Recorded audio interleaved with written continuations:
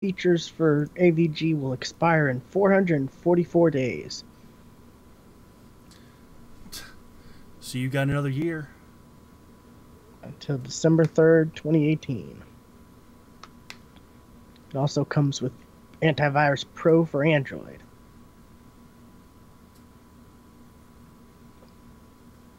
That I definitely don't have to worry about. I don't really download anything on my phone.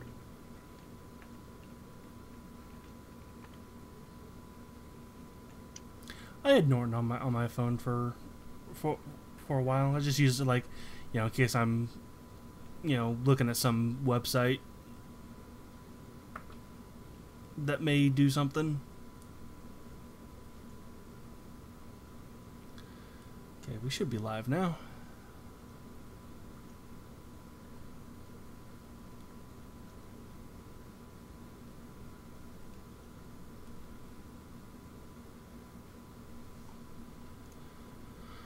Alright, I'm ready to start whenever you are. Let me close some of these tabs out. Oh, also, that hiss should be gone from the live stream now. Oh, great. Should be. Let's test it.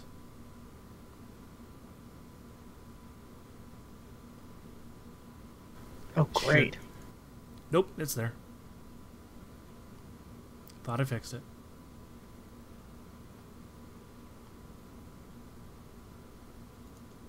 Oh well. I'll mess with it some other time. Alright. Let me pull chat real quick.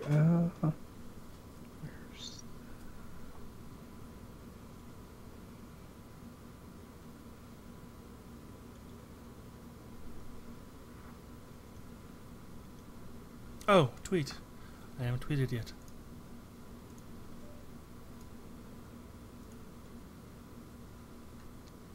It's not nearly as bad. The hiss. I did adjust some.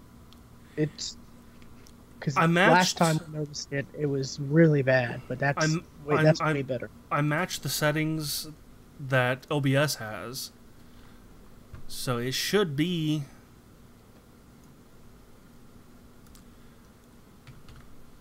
So it should be the same, but apparently it's not.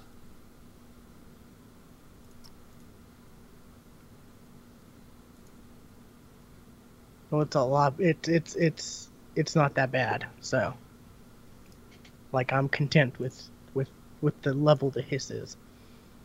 So, if you want to try to tweak it to, that's great. But at least it's not, loud as, it's not like you have a airplane about to take off.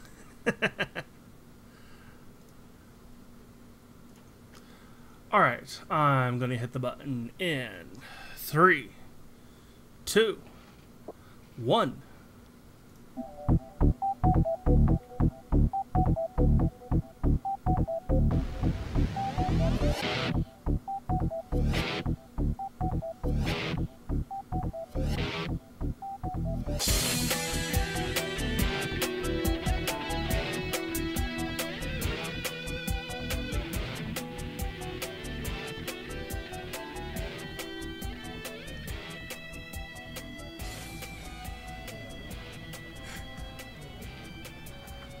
The look on your face right now.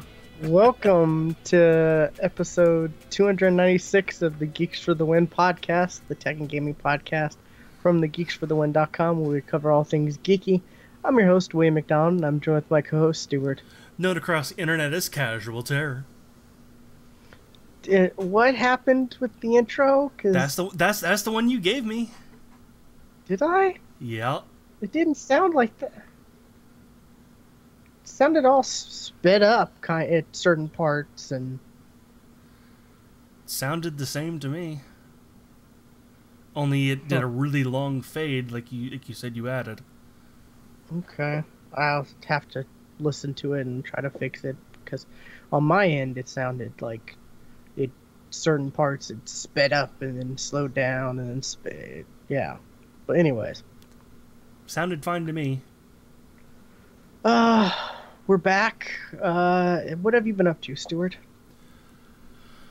I went on a weird kick lately where I kind of wanted to play some old Super Nintendo games. So I did. I got this little thing for like $5 on Amazon. It's like $5 or $6. It's a USB to Super Nintendo adapter, so I can use my Super Nintendo controller that I've had for years since I was a kid. Yeah. Wow, that's impressive. It rattles and everything. I don't know what that rattle is, but yeah. Plastic that broke off inside. Good. Yeah, that's probably it. But yeah, I've been using my original controller in an emulator and been playing some old Super Nintendo games. Okay. And I used to think like oh, it's just a kid. I just didn't really know how to play games back then. No, those games were fucking hard back then. They are. They're very tough. Because Oh, go ahead. Because for some strange reason, when I think of playing Super Nintendo as a kid, I think of like 3 games. They're not games I ever owned. They're games I only rented. And that's Hook, The Mask, Okay. and Power Rangers the movie. Some reason they're all movie games. I don't know what the significance of that is, but No Yoshi's Island. No. I never played Yoshi's Island. I loved Super Mario World. That's my Mario game. That's my go-to Mario game. But No. I didn't know that Super Mario World 2 existed until somewhat recently. It's the Super Mario RPG. Never played it. That's supposed to be pretty good. I never played it either, but I had a lot of people tell me about it. Yeah, I have as well. And Donkey Kong Country and Donkey Kong Country 2. Those were my games. Those are the games I remember playing. Anyway, going back to Hook, The Mask, and Power Rangers. Like I remember playing them. But I'm like, I only remember really level 1. I don't remember ever getting past level 1. So I'm playing them like, oh, I know why I don't remember level 2. I fucking never got there. I still can't get there on like Hook. Wow. Hook is like insanely hard. What's up, Ace? Well, that was back also when, like, if a game had bugs, that it was in the game. That's it. There's no patching. There's no Yeah. fixing it. I mean, I think we take that for granted a lot. We absolutely do. But Batman Returns is another game I played a lot. This is actually one I owned, and I decided the emulator I'm using could use game genie codes. So Okay. I've never really done any kind of cheating before, so Batman has 4 times the kick and punch and unlimited health and and all that. So I'm playing through. I'm like, I actually kind of do remember getting kind of far in this game now. I'm fighting the penguin for the first time, and I'm thinking, like, okay, I got four times the punching and kicking power. This will be easy. No, it wasn't. Like, I don't know how any person not using Game Genie is supposed to beat him at all. I don't know. I never played those games, or that game. But yeah, I've been playing a lot of that. Yeah, I've thought about. I've seen that there's people who have made like, those Raspberry Pis. Mm-hmm. Those like $35 little mini computers. There Yeah. are people who have made Super Nintendo cases to put those Raspberry Pis in. So Isn't that kind of what the SNES Classic is? yeah, but you can Because like actually it's buy this. it fits in the palm of your hand. But you can actually buy this, and you can Well, put emulators according on to it. Reggie, he says he's telling people don't buy from scalpers. There are more SNES classics coming. Yeah, I don't know. I'm thinking of doing something like this because with the Raspberry Pi type thing, you can put, more Yeah, than you just can. SNES. You can do Genesis, you can do Yeah, NES, you can put all the games you want. true. Put in the chat. It's a example of the little tiny SNES case. It almost looks right. Almost. I mean, it's handmade, so. But there's other ones too. I mean, you can find other ones. Um, yeah, I've already found ones that look better. But yeah, it 35 bucks for the little supercomputer, and then you could spend probably as much as the SNES Classic, and to build one of these, and Right, and get and put the games that you want on them. all, not just SNES, but NES, Yeah. Genesis, and because I was the Genesis kid. I played SNES too, but I mostly played a lot of Genesis games. See, I didn't really know anybody who had one, so I loved Sonic 1 through couldn't Knuckles. really ever get into Sonic. And see, the craziest thing was Sonic and Knuckles had the cartridge where you flipped it up, and you could put the other Sonic games on top of it, and then you could play Knuckles in the old games. That was Oh, just craziness. um, I guess that you was kind of like that was almost kind of like DLC, but before DLC. But it was crazy being able to do stuff like that with this. So yeah. yeah, I've taught I'm looking for a certain image that I remember seeing of just like the insane things that you can do with Sega stuff like this.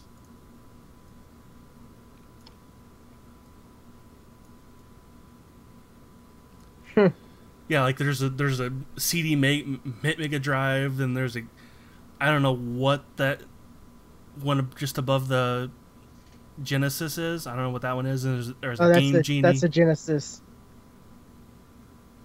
Oh, did That's Genesis a have? I think that's a Sega Genesis Master System. There was like two different Sega Genesis, I think. Okay.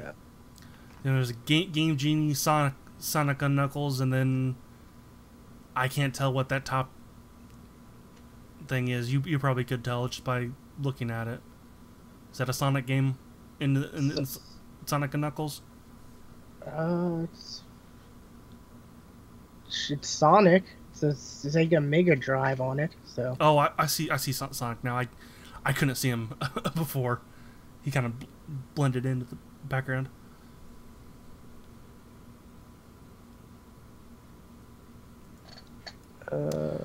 yeah, there was like a couple Sega Genesis. There was the Mega Drive, and then the Genesis, and then yeah. But there's some crazy stuff, and then man, the oh, man, I could talk about the retro stuff, but the Game Gear, that thing was crazy. Game Gear, Game Gear, Game Gear. That sounds really familiar. It took like 100 batteries, and it was a portable like Genesis. Oh, my cousin had one. Yeah. It was like the greatest thing. It was amazing.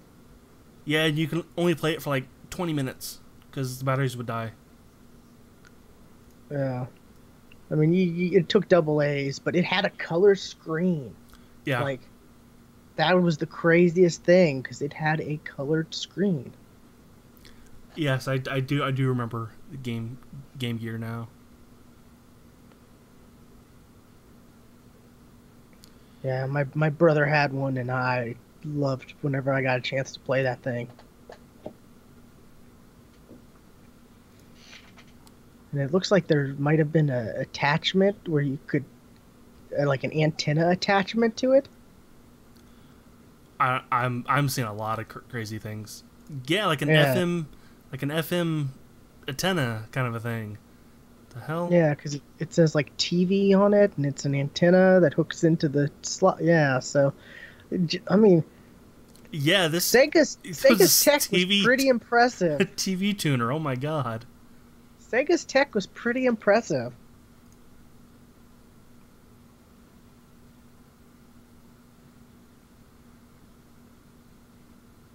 But yet, the Game Boy won out.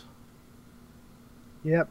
I mean, it was smaller and more compact, and yeah, And had Pokemon. Pokemon helped quite a bit. It did. He said he loved the Sega Genesis. Yeah, it was great.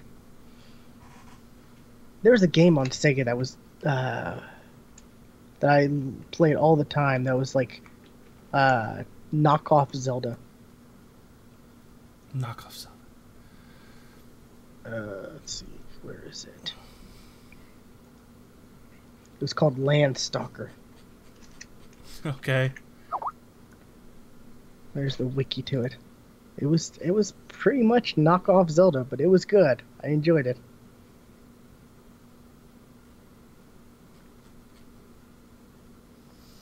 But anyways, so you've been playing SNES stuff.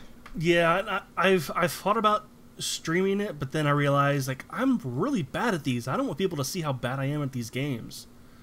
So Well, you're also playing games that are like they made, movie tie-in games where they rushed them and made them to try to put them out along the movie, so they didn't really put a lot of thought and effort into the game. Versus, I'm talking about even just Super Mario World or Donkey Kong Country.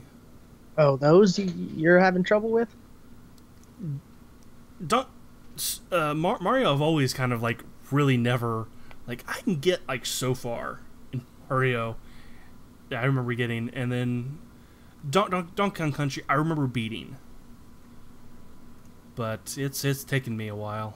I'm dying a lot, getting a lot of game overs. It's kind of embarrassing.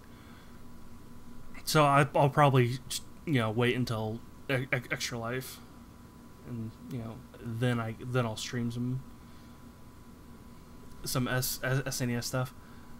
But yeah, that's kind of really all I've been doing, other than WoW.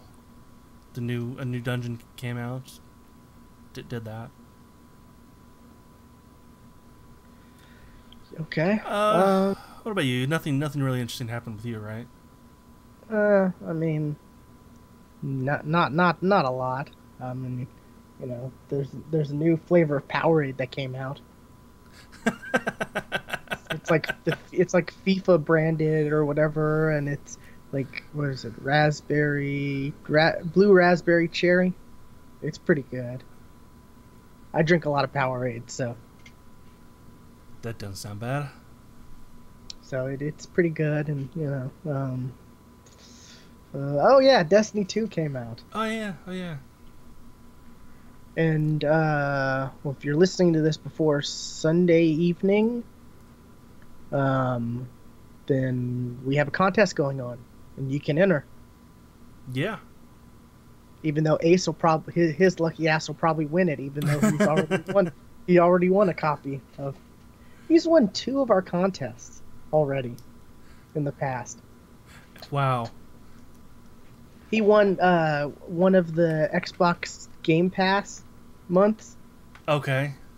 And then he won the Warframe a Warframe bundle pack or for Marvel Heroes.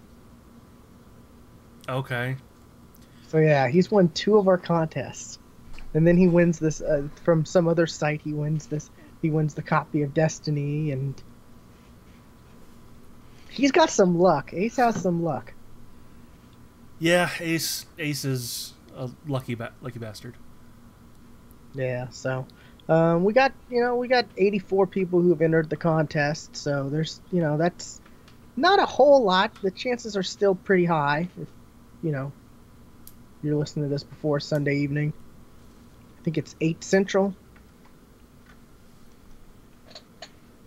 I'm planning on streaming during that night, so I'm gonna give it away live during my stream. So, Cool. um, let's see. Destiny 2 though, it's pretty good. It's got a story this time. It does. But is it a good story?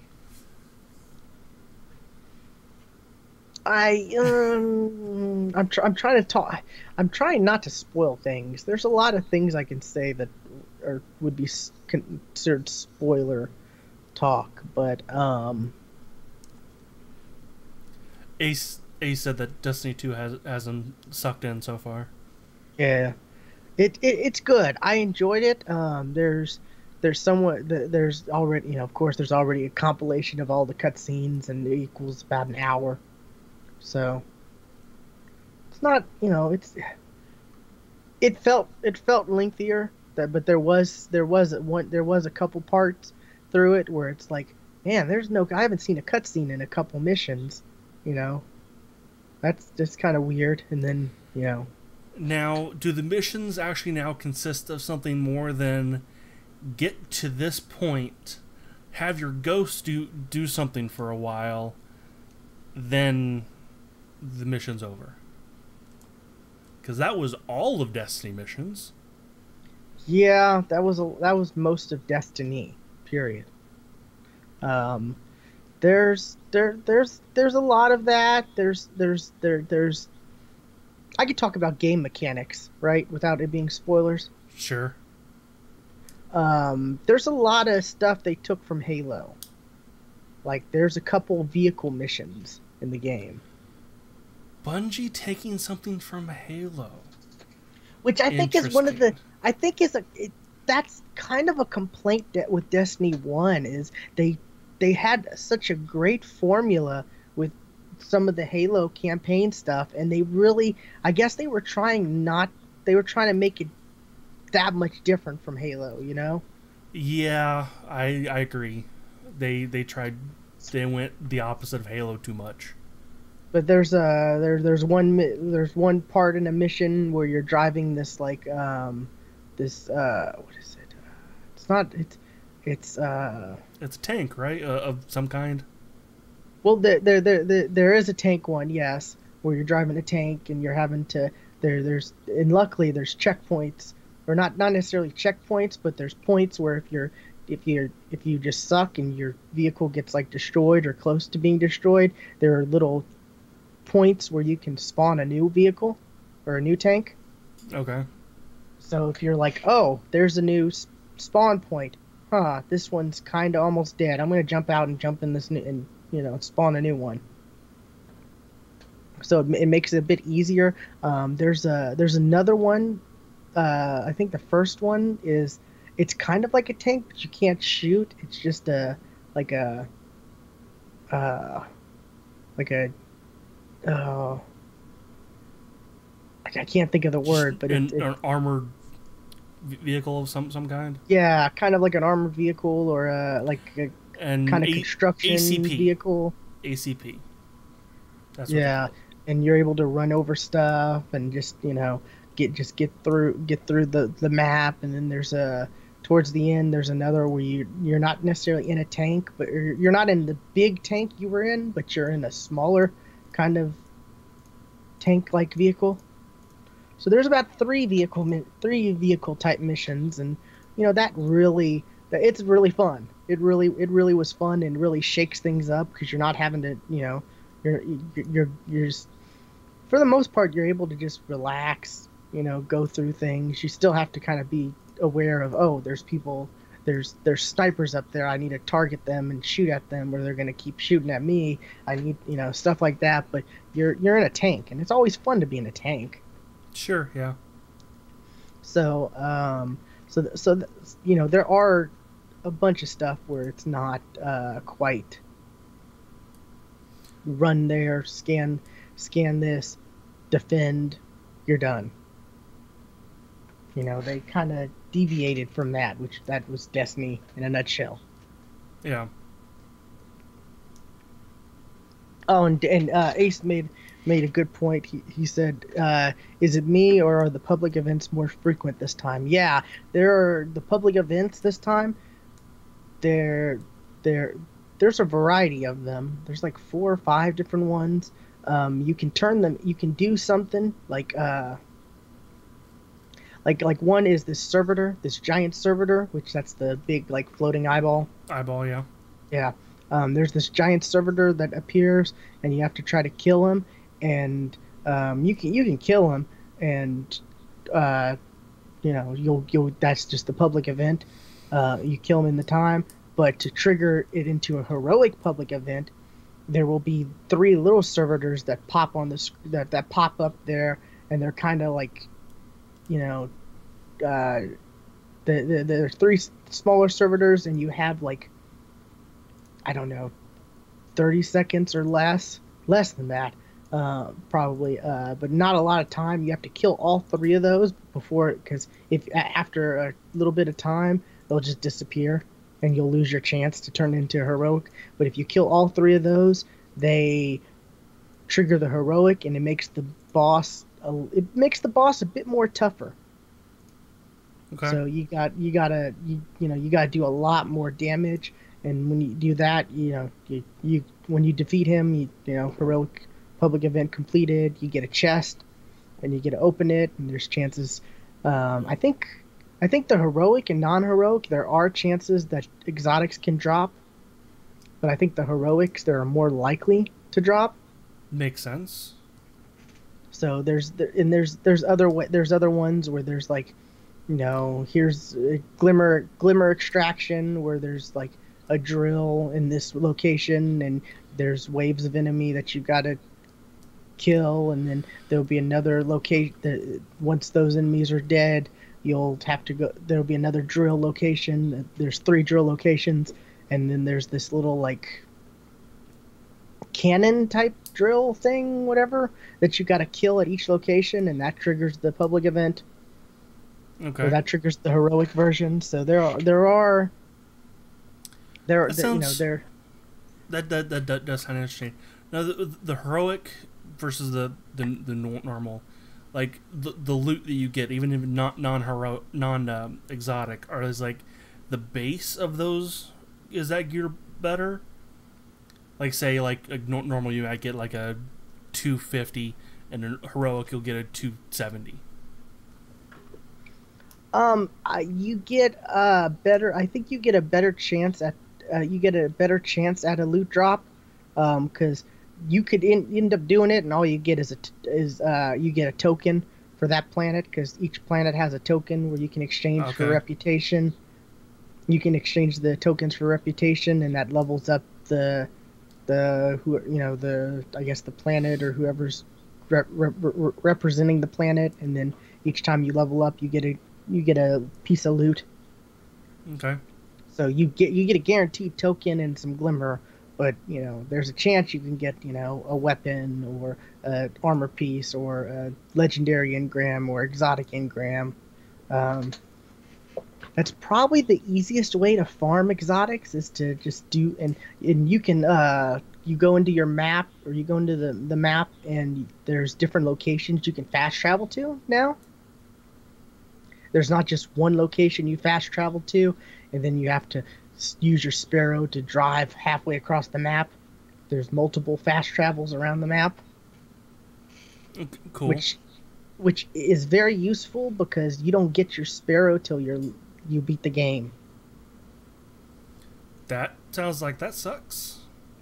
Yeah, I think I'm gonna knock them for this because it feels like they're like, oh well, this will make the game last longer and seem like it's more expansive and there's more content because you can't speed through the levels with your Sparrow. But if you're doing like a second character, you can transfer a Sparrow over, and shortly after you start the game, you can use. So it makes it easier to.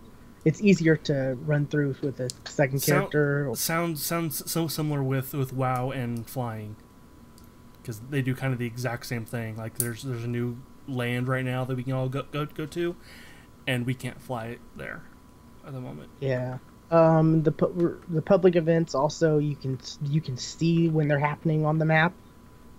Okay, you don't have to go. You don't have to go to another website, to look up. Yeah, like DestinyPublicEvents.com or whatever it was. Yeah, like seriously, that was a site that you went to. I remember there was a site to go and to. it was like, oh, there might be a public event here. Yeah. At this time. Like, it wasn't a guarantee even back then, but now it's like, yeah, there's one. It's about to hit, it's about to hit in a minute, and there will be a flag. There'll be a flag also. This is kind of cool. There'll be a flag there, and up until the public event starts, you can go to it once. You can only do this once per public event. So you go to it and you hold X down, which is rally at the flag. And if your super is empty, your grenade, all that's, your melee, all that stuff's empty, it'll recharge everything immediately. Awesome. So it gets you, ready. You're automatic, you go to the flag and you're ready to tackle the public event. That's cool. That's a really cool thing. That's a nice touch. That is cool. Yeah. So the story's pretty good. For the most part. It takes a lot of stuff from other stories, other popular franchises, not necessarily gaming franchises, but there's a lot of Star Wars. Okay, but cool. It takes a lot of stuff from Star Wars. Cool. That I'm like, okay, that's straight up Sith right there. Okay. Thanks for the follow, In-Game Instincts. Oh yeah, thanks. That could be a follow. I don't think he's. Yeah, I don't think he's actually in watching. I think that is just a follow for the contest. Hey, Thanks anyway. They'll end up getting the alerts right whenever we do stream and stuff like that. So that's potential viewers right there. Yeah. Let's see what else with Destiny 2. Yeah, so there are the tokens. They're the main currency besides Glimmer, which they've increased the Glimmer cap. It's now 100,000 when it used to be 25. Okay, and you carried absolutely nothing over, right? Nothing other than you just got a pre-made character that looked just like your other character. Yeah, and your character doesn't even talk in this one, so you don't even have that. Your character apparently lost. That's one of the biggest bullshits of the game of Destiny 2. They say, "Oh, your character carries over. He just doesn't carry any of his stuff." Well, in a game like this, that's where your entire character is built on the loot they have. Well, it's not the antagonist character blows up the tower. I'm not talking about story. I'm talking about pure logistics here. I'm talking. What they did is they just gave you a button to say, make this character match this character. You just got a workaround for the character creator. That's all you did. They didn't even add any new features to the character creator. So if you try to make a new character, there's no new features. There's no new hairstyles, no new faces. There's no beards or anything. Nothing. Oh my god, that's where a lot of people. If I would have a male character if I could rock a beard, but screw that. I can't rock a beard. Screw that. I don't want to play a character if I can't rock a beard. What character what character creator does not allow you to have beards? I mean, come on. I know. It's crazy, but that's the way it is. I mean, it's Thanks to Quantum Gray 17 and Illusteel 81. Ill style. that's L that's Liut. Loose, You know, loose style, loose, Lutussel, Lutussel. There you go. I don't know. I'm not, I'm terrible at pronouncing names. Oh, yeah, hey, yeah, Ace brought up a good thing. Shaders. A lot of people aren't happy with shaders.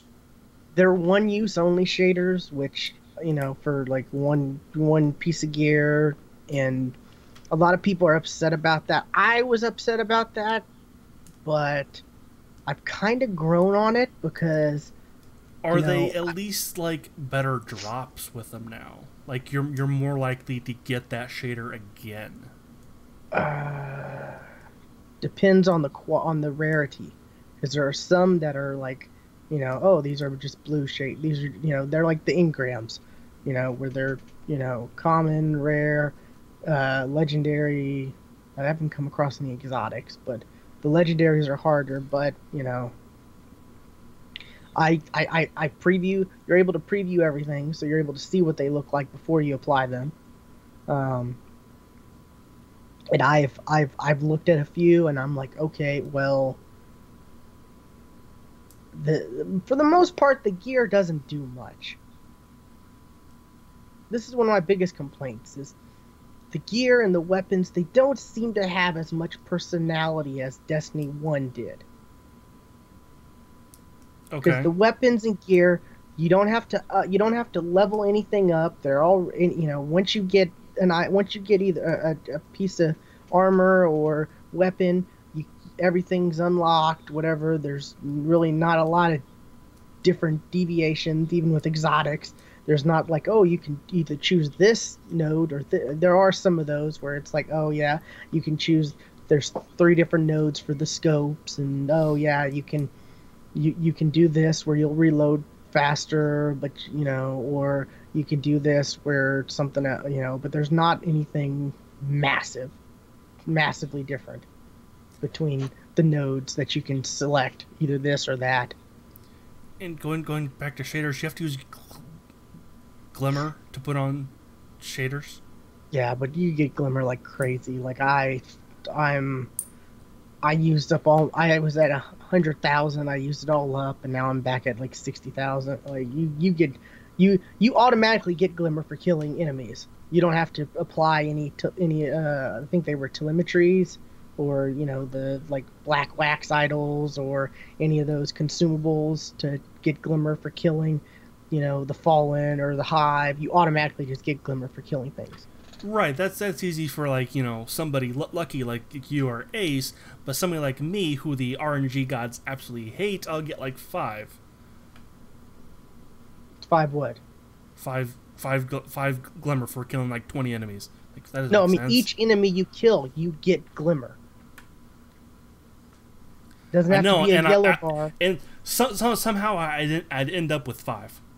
Yeah, it doesn't even have to be a yellow bar, because I'm saying I'm that unlucky with stuff like that. that's how the first game was. Is like the yellow bars, they would drop glimmer, but the regulars wouldn't unless you had a consumable. Now it's everything drops glimmer, so it's kind of nice. But I've got a couple shaders that I'm like, I'm gonna save these. These look really cool.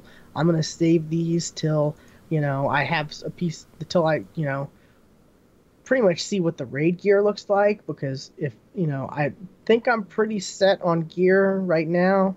Besides, I don't know what the raid armor and stuff looks like, but I'm gonna save these just in case, and I've applied some shaders to some gear that I like, and there's a lot of good shaders. There's a lot of crap though. There's a lot of stuff where it's like, oh, that's just ugly. Why would anyone want that?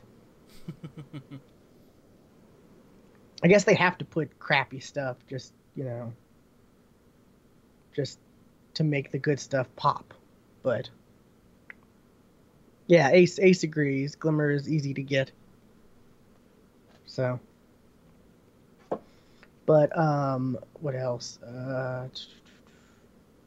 They have clan stuff now where if you this is also another controversy. Some people are upset because you get a clan banner and you can get like for each character you can earn a total of 5,000 clan experience to go towards the overall clan level, which each level you get like, oh, you earn more glimmer when looting engrams. Oh, you earn more rewards when killing Cabal. You are,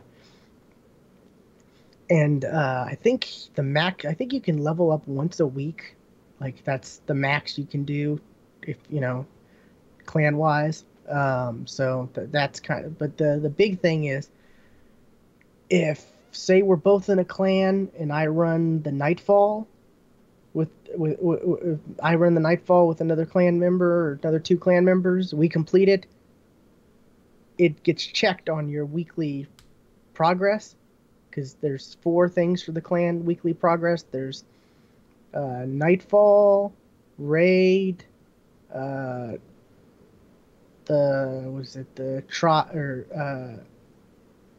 uh, Trials, which was Trials of Osiris, but now it's Trials of the Nine. And then what's the other one? I can't think of the other one. It's something so stupid though. It's something simple, but maybe just regular Crucible. I can't remember, but there's four things, and if anybody in your clan, like as soon as we completed the Nightfall, everyone in our clan was able to got that check and was able to go to the clan lady whatever and get a reward, get a drop. Okay. So some people are kind of upset because, like if one group completes the raid, then that means, oh, everyone in that clan can get a piece of gear or get a piece of get some kind of drop without ever having to do the raid themselves or ever having to do this or ever having to do that. So I understand that point of view.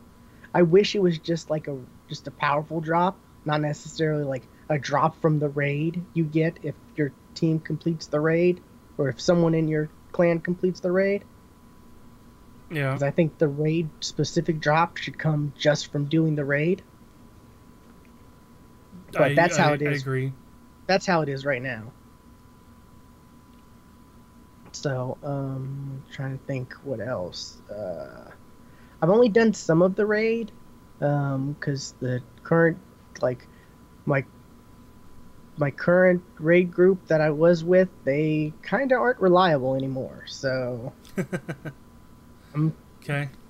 I'm gonna try to talk with Def and some others and try to get on a more reliable, because we ran through some of it on Wednesday night because Wednesday is when it came out, and then immediately someone was like, "Oh, well, I can't do it at all for the rest of the week," he was kind of having a hissy fit because we weren't, because it came out that day and we were struggling here and there because it came out that day and there were some issues, we had to learn the mechanics and all this and that. Right. Yeah.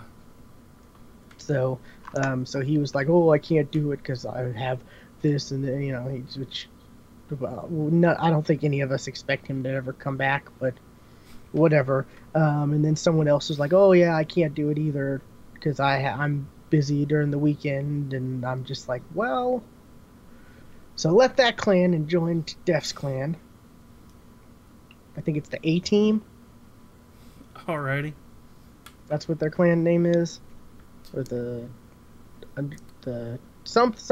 it's like the bracket A close bracket team. But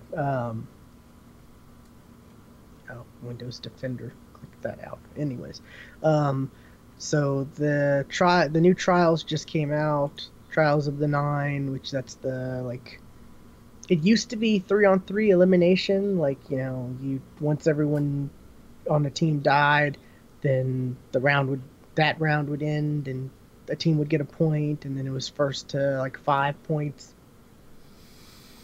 But now I Okay. think it's different match. It's 4-on-4 because all the all the Crucible or PvP is 4-on-4, and there's a competitive, and then there's a quick play and a competitive, and it's just random what mode you get from those playlists. Okay. For So now, that, yeah, hopefully they change that because it really sucks I when can it's like, I can see them doing that at first to force everybody to at least play everything to test. Like make sure capture the flag is right. Territories is good. yeah, because my favorite is the supremacy, which is kill confirmed. Okay. Kill someone, they drop a engram crest, whatever, and you go and pick it up. I love that game mode. Back from was it Call of Duty? Was that the first that introduced it? Yeah, I'm trying to think of which one though. It was Black Ops. Black Ops 2, I want to say. Yeah, it was one of the Black Ops, but I wasn't sure if another game had it before Black Ops. Black Ops is the first I remember ever having that. So, and I played the shit out of that mode. I loved that mode. Um, so every time that comes on when doing Crucible, I just love it. There's also weekly milestones where they give you a chance to get real powerful gear. Um, there's one where like last week, the first week, it was do patrol missions on. It was called like Flash Zone or Flashpoint, something like that, where you had to do patrol missions on Earth, the European Dead Zone. Okay. This week it's do Flashpoint missions on Nessus.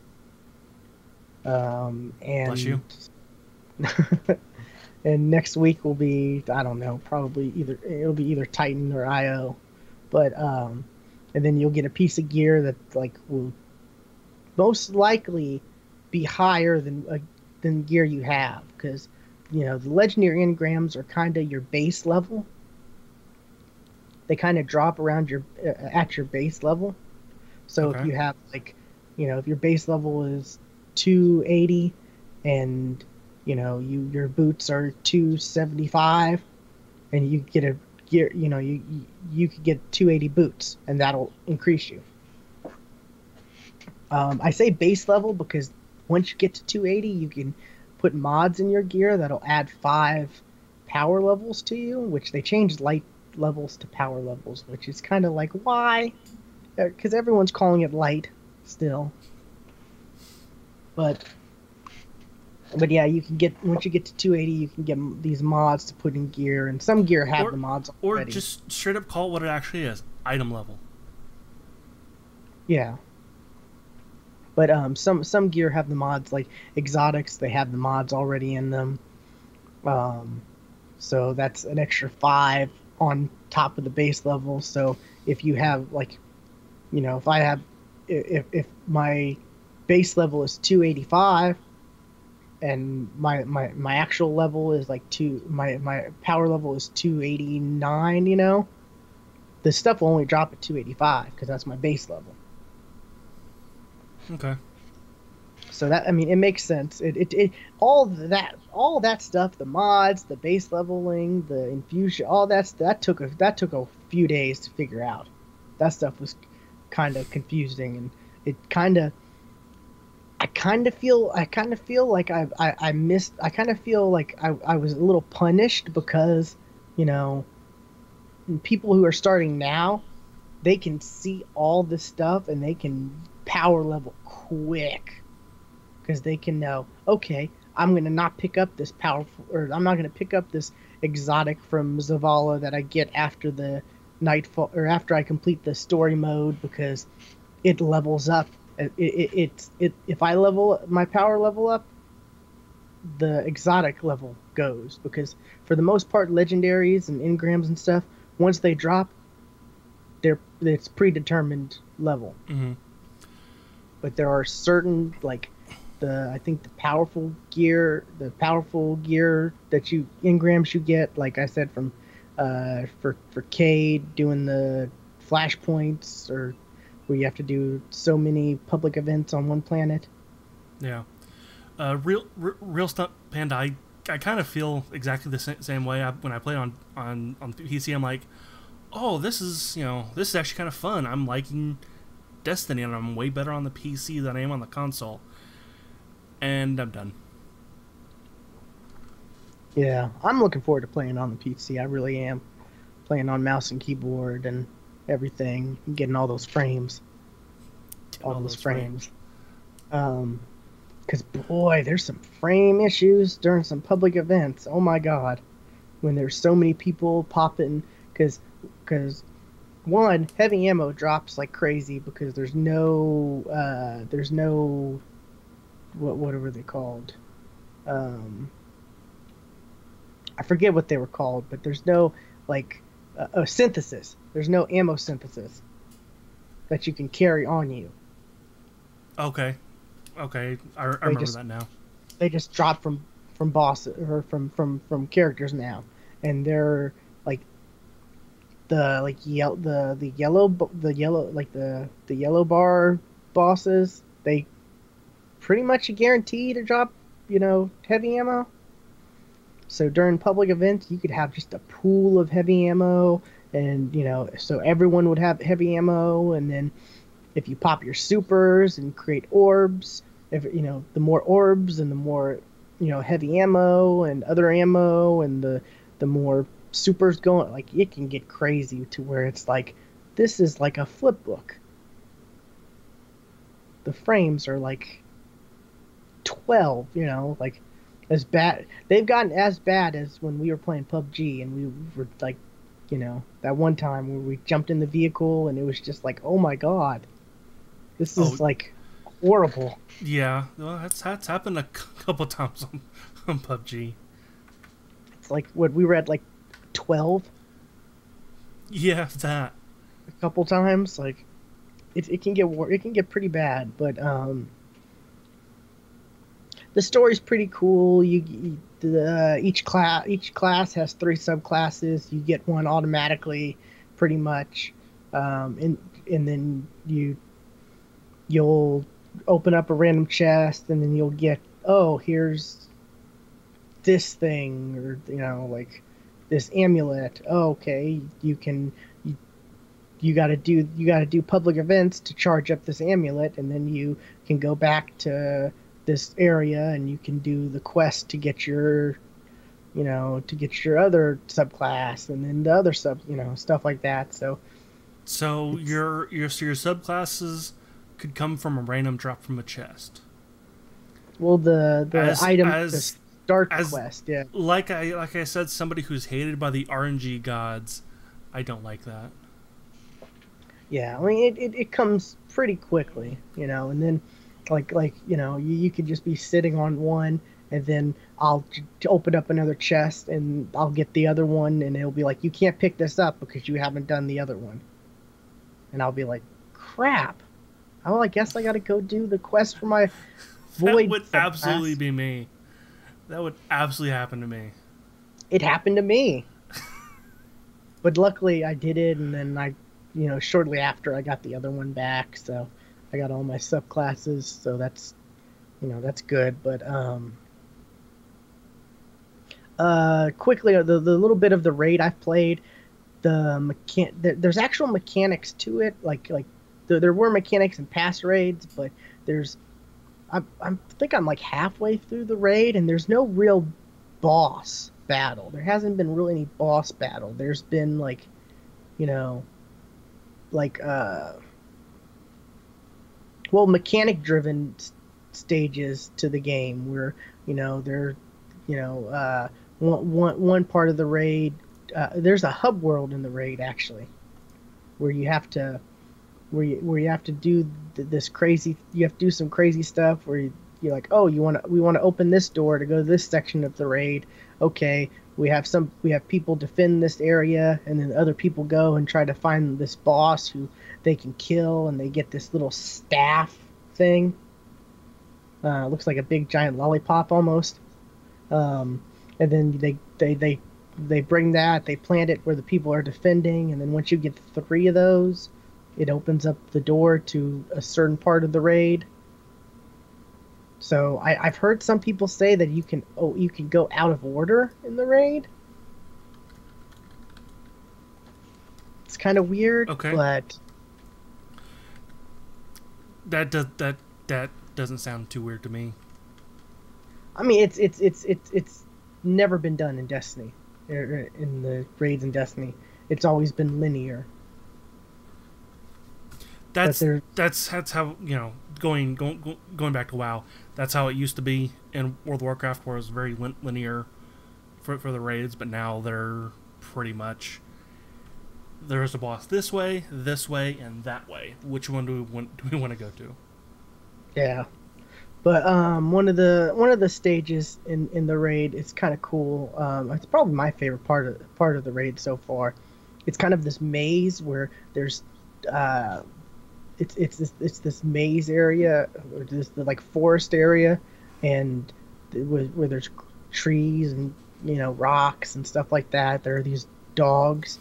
I think there's six dogs, and they kind of go in a path, like in a path around the map slowly. They're just walking, and you're trying not to get spotted. There's 2 people like all the way up top with these little like crystals where they're able to sit in these pools of sunlight that are up top. There's like 3 pools on each side of sunlight, and you have to 4 people. Well, this is the best way. 4 people get these little spores from the there's a safe room, so they go to the like once you get spotted from the dogs, you got to go to the safe room, or if you don't go to the safe room in time, you die. And there's only like, I think you can only go to the safe room 4 times before it's a complete wipe. But in the safe room, there are these spores. You pick them up. The people up top have to tell you, okay, go this way, go that way. Wait, there's a dog coming. Wait for him to go. Okay, and there are these flowers across or on each side of the map that are bloomed. You got to go to the flowers. The person up top will shoot the flowers with sunlight. You'll get pollinated, or you'll get pollinated or spores. Pollinated something count.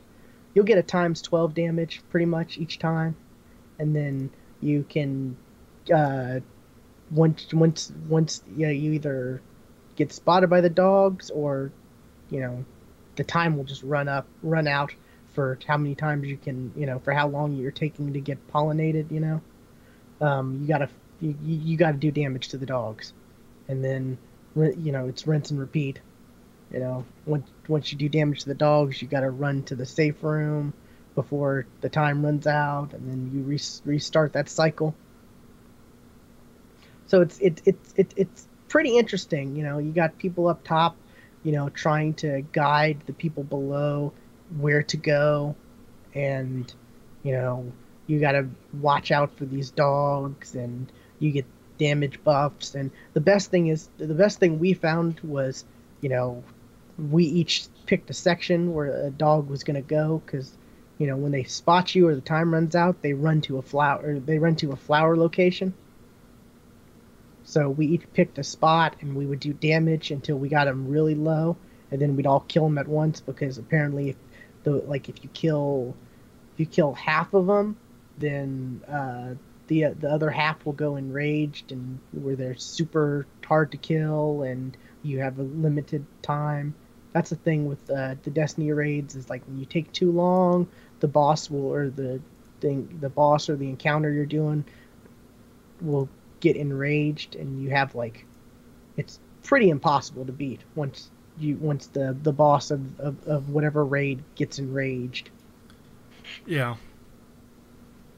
So there was that, and then there's this other mechanic where you had to pretty much you got this you get these buffs to sit at these plates, where it would or stand at these plates where that would raise an anchor at these little spots, and then once eventually the anchor would stop, because you'd get all the way up, and then you were able to do something, but you had to kind of your buff would run out, and if you were in those spots without the buff, you would die. So we had to have people, okay, we would have people start in the middle, and then they would run to somebody, relieve them of their duty. Then those people would run to the middle, grab another buff, go to the other person on that side, and then it would be like a rotating effect.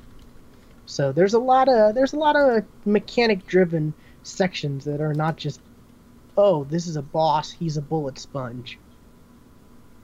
Like like a lot of the other Destiny raids. There were a lot of bosses, like, oh, here's like was it What's up, the Dargento?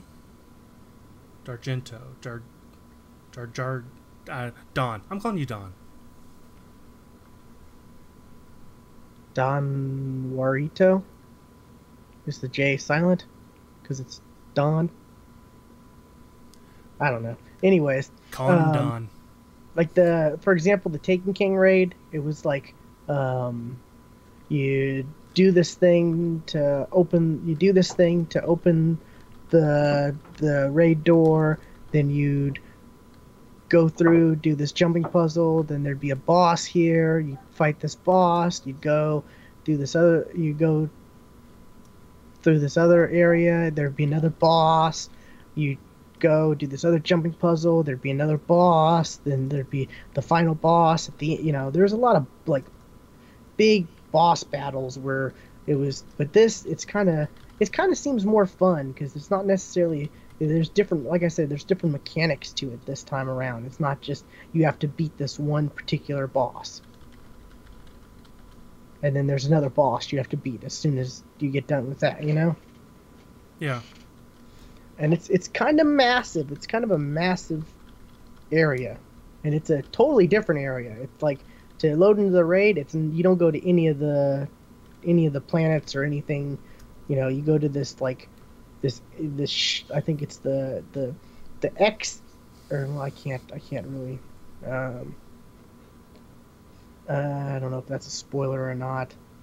The antagonist is Gaul, and he came into power because he, like, exiled the previous emperor, and the raid boss is the emperor, the previous emperor. Okay. So it's not really kind of a spoiler because at the beginning of the game, Gaul is already in power. So, but you go to, like, his ship that's right off of Nessus. So everything in the raid is completely new, and it's not reused, assets from, the game like the other raids kind of were. So that's kind of cool. And it's like you're like, from what I've heard, like, the emperor kind of invites you, and he invites you, and you're kind of, it kind of feels like you're putting on a performance for him, like he's watching you, and it's kind of a weird feeling. There's one section, the part before my team just, I guess, gave up or whatever. We called it quits for the night, and we just haven't been on since. But it kind of feels like a game show. Okay. It's kind of weird because there's a section where you gotta, like, kill stuff, and then two people pick up an orb, and they get put in this, like, little tube area where they have to run and tell you, oh, hey, this thing's lit up. You've got to shoot these arrows. You've got to shoot these little these little. There's like 3 arrows, and then the thing that's lit up is, it would either be top, middle, or bottom, and that's the one you don't shoot. Is the one that's the person who's teleported, and then he has to. It's weird. It's weird to say. It feels like you're in a game show, but I've heard other people say that after I experienced it. Okay. So I'm not the only one. And apparently, like, yeah, you're. I guess the Emperor is watching you progress through the raid. since you're on like his ship type thing. So it's definitely got a different feeling. Destiny 2 definitely, I got some complaints. I've listed some complaints, but there's a lot of good to it as well. And I'm trying to. I'm hopefully this weekend I can finish the raid, and then once I get that raid finished, then I'm gonna write my review up because I want to wait till I finish the raid. But Okay. I'm gonna try to do a written and a video review Cool. because PR people, they like the written reviews, but people But like us, we regular like to people watch. like video reviews. Yeah. So I'll have the written review to, to keep in good with with Bungie's PR because they've been, but I'll have the video review for people like us who would rather watch a video review of something than read something. Because Right. I'm a typical American. I don't like to read if I don't have to. But that's really about it. I do want to play some more PUBG because they added some new stuff to it. Yeah, in the test servers, and there's now fog, and there's new weapons now. Well, there's fog in the game in general, but it's more likely I in the thought test servers. okay. I didn't know that the fog was actually in the Yeah, full game. I just thought it was in test. they said it's more likely to happen in the test servers, but it is in the regular game. Okay, yeah, I do want to try out the fog, and there's a new DMR.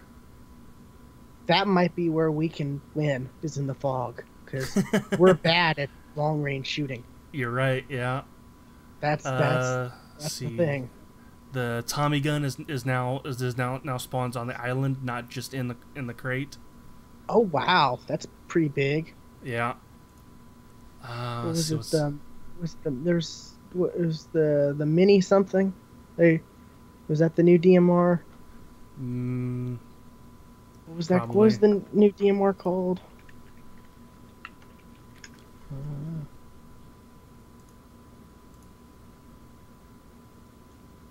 Update.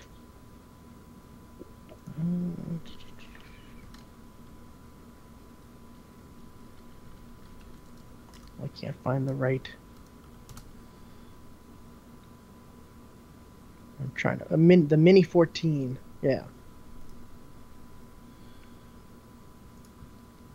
And they added a new town. A new town, yeah.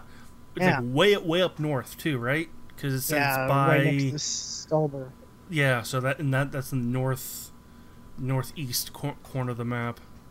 I've been feeling the itch. It's been like man, it's been like a week since I played PUBG, and I've been wanting to go back to it. Since Labor Day, if you last time that we played. Yeah. Man, I want to go back to it. I love PUBG. It's so good. I'm surprised they added as much as they have, because they said in August, they're like, we're gonna slow down on these updates. We're gonna not have as many updates. We're not gonna have weekly. They have kind of slowed down. There's not been really any weekly updates. Yeah, The monthly big ones I didn't expect to stop. Yeah. So that's nice that they're adding, like the Tommy gun and this new Mini 14 and a new town and fog. Fog is going to be great because that's going to be like, that's going to encourage close up combat, which Yeah. we're not that good at hiding from snipers. No, we're not. Grenades are now different. The grenades are now different. Now just taking it out and holding, and like you have to manually cook the grenade now. Oh. Or okay. otherwise I don't just holding down the click will not pull the pin. What do you mean? So, Like what? well, Just hold it down. I don't really know. It's so they adjusted the ammo and balance for throwables. Cooking of grenades is now manual. Default key set to R. And another thing I read is talked about like switching from a grenade instead of throwing it. How to do that? But you can't do that on a cooked grenade. So yeah, okay. You may now holster grenades by switching to another weapon or unarmed state unless the grenade has already been cooked. Now that I was like, well, you could already switch from just holding a grenade to another weapon. You can already holster it, but I don't. The only thing that would make sense is if you like hold it behind your head just by holding the left click. You can now get off that without cooking the grenade. Also see. That's how I read that. Yeah, it says couple of welcome changes such as ability to see teammates' current stance, crouch prone next to their names. Yeah, that's useful. The ability to change crosshair colors. That's nice. Yeah. During the invitational, I'm like, why is that? What kind of scope is that? That reticle's a different color. What is going? And then I realized, oh, it's the colorblind settings.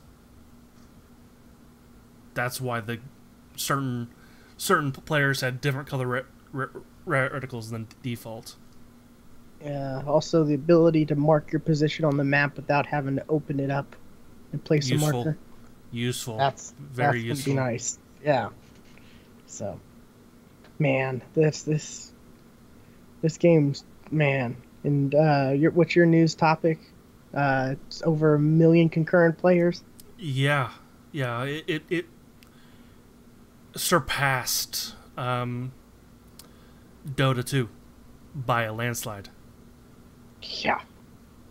Pretty the big graphic? There it is. Let's see. I gotta pull up the. Today's peak has been 1.2 million players. Yeah, and this was as of the 8th.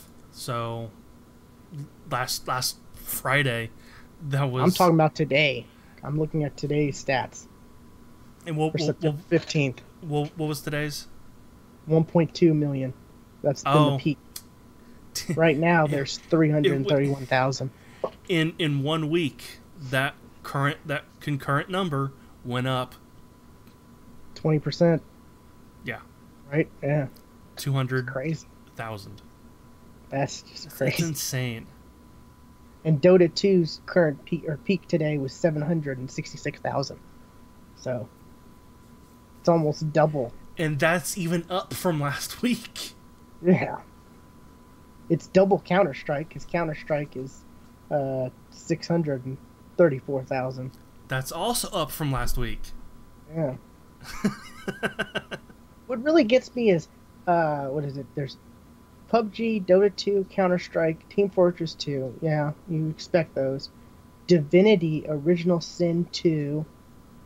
I can see that. 2. Payday, that's a weird one. Ark Survival Evolved, yeah, I guess. Rocket League, Tom Clancy's Rainbow Six Siege, and Grand Theft Auto 5. So, like, Divinity, Original Sin 2, and Payday 2, I'm kind of like, those, you'd think GTA or Rocket League or... Well, there's been some news about Divinity, though. Has there? Yeah, I've been seeing news articles this week about it. Like maybe I'm wondering. Yeah, because even if you go straight to Steam, it's the cover. It's because it was just released yesterday. Oh, he's just bringing up the Xbox One game captured 1080p. Oh yeah. Yeah, that's a thing now. Which I'm kind of like, it wasn't 1080p before? I thought it was. I thought it was I too, knew, but I knew, I knew, I knew the PlayStation 4 wasn't. but I mean, I did see something that said this before Ace, like a day or two ago. That I did as said well. like, yeah. So I was kind of shocked there. I'm like, wow, okay. Which I gotta say, I'm kind of feeling the oh, how do I say it? My Xbox One is getting along in the twos because when I'm loading into Destiny, the other people I'm playing with, my other fire team members, they're like loaded in way before I am because they have like 1S's. Oh, okay. So I'm starting to actually notice, wow, this is Ace, okay. Ace said it was 720p. Okay, wow.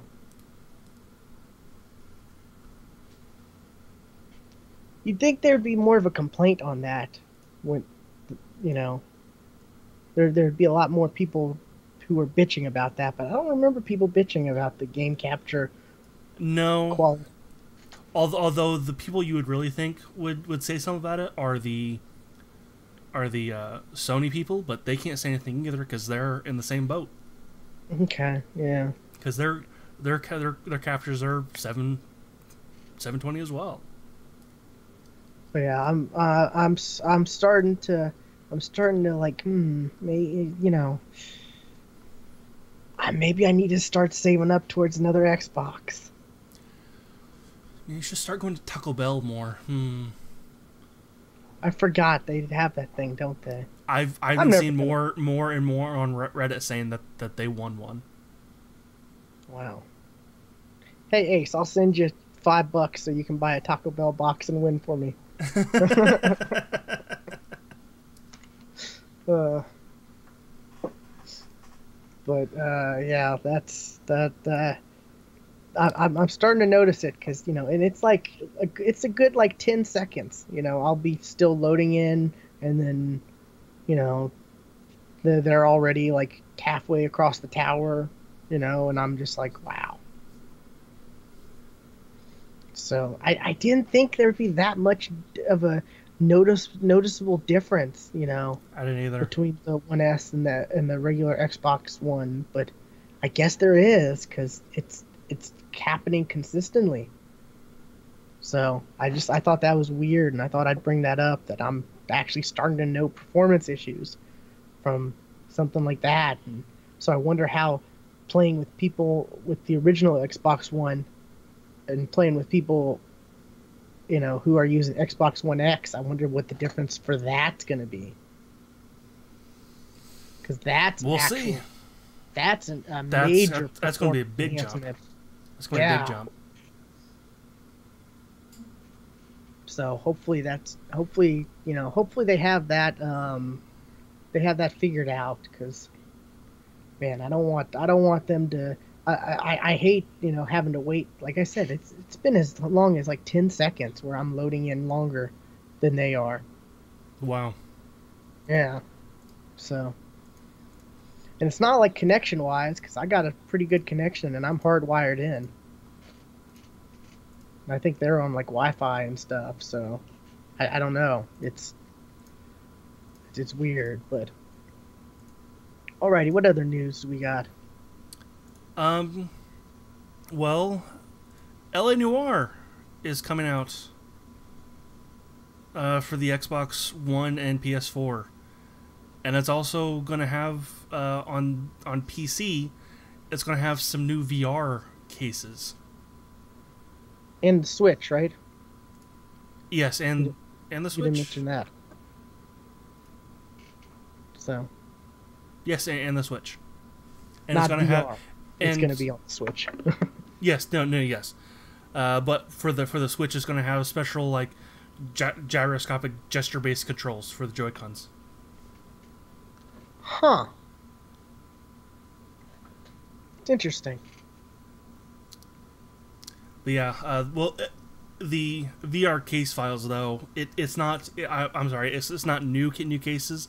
It's it's rebuilt cases for it's the VR version of 7 out of the 21 in the game.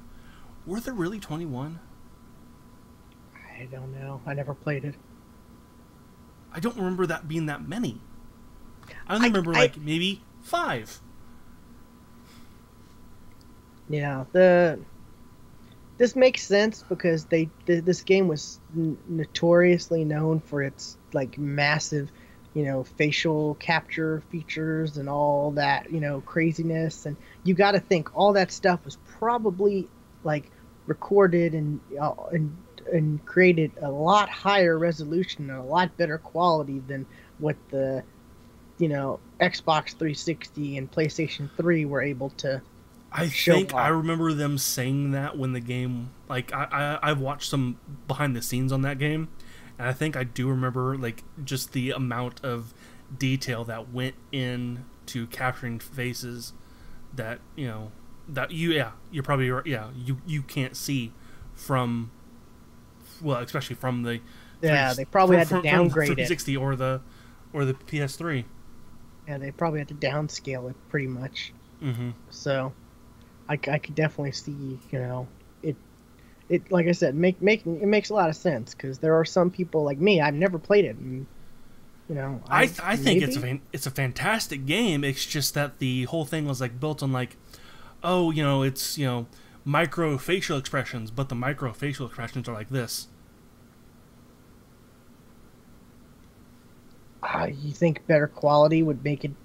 No. Play better? They were shot that way. They were shot as over exaggerated, okay. Not micro but macro facial expressions. Oh, okay. That's different then. Yeah. It's like, wow. Oh yeah, like when this person is lying, they look to the left and it looks like this. Yeah. No. So it's a little bit more subtle than that.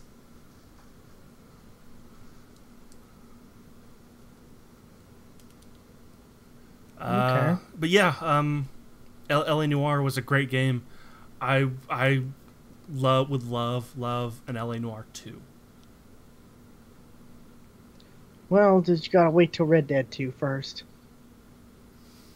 I want that too. I'm okay with waiting for Red Dead 2. Yeah. But yeah, okay. Next, we were talking about Nintendo games earlier. A modder created a very interesting thing. Super Mario 64 Online. I did see this. I did as well. I actually saw like YouTube videos before I even saw any articles. So, in theory, we could play through Super Mario 64 together. Absolutely. The game allows up to, especially because it's free. Yep. It allows up to 24 players to play in a single-player world. That's a little ridiculous.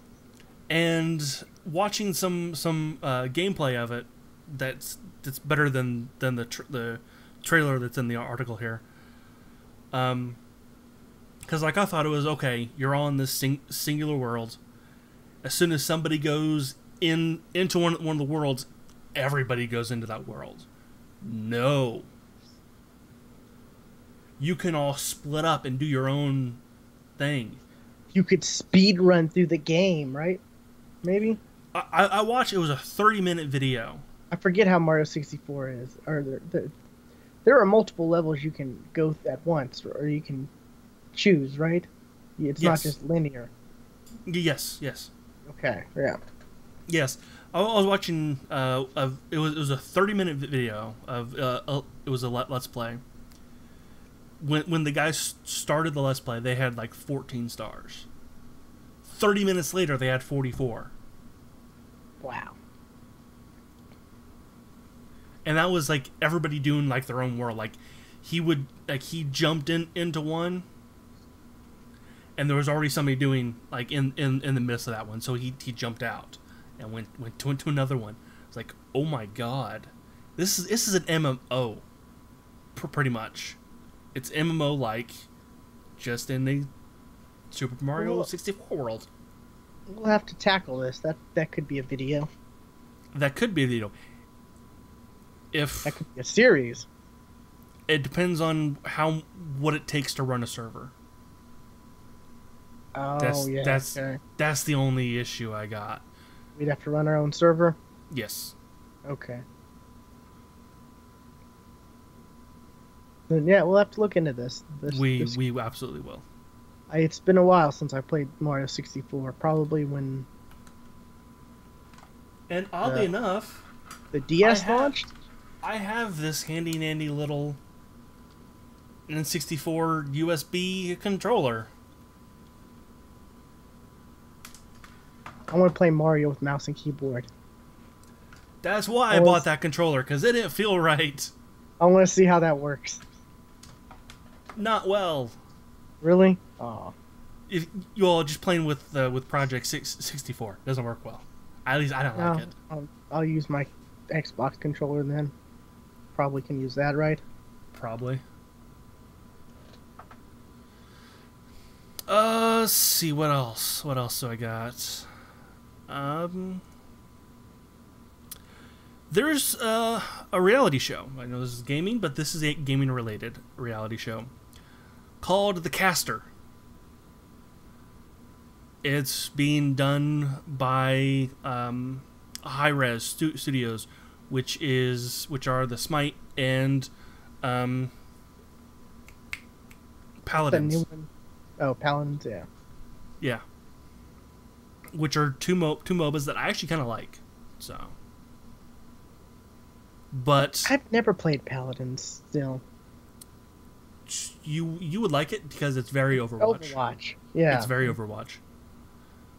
The Caster is a reality show that they're trying to find the right esports commentator. That makes sense. I mean, you want to find someone who your audience is going to enjoy, and having a reality show where the audience can pick who they want to be the caster for their stuff. That seems brilliant. That seems very, very smart on their part.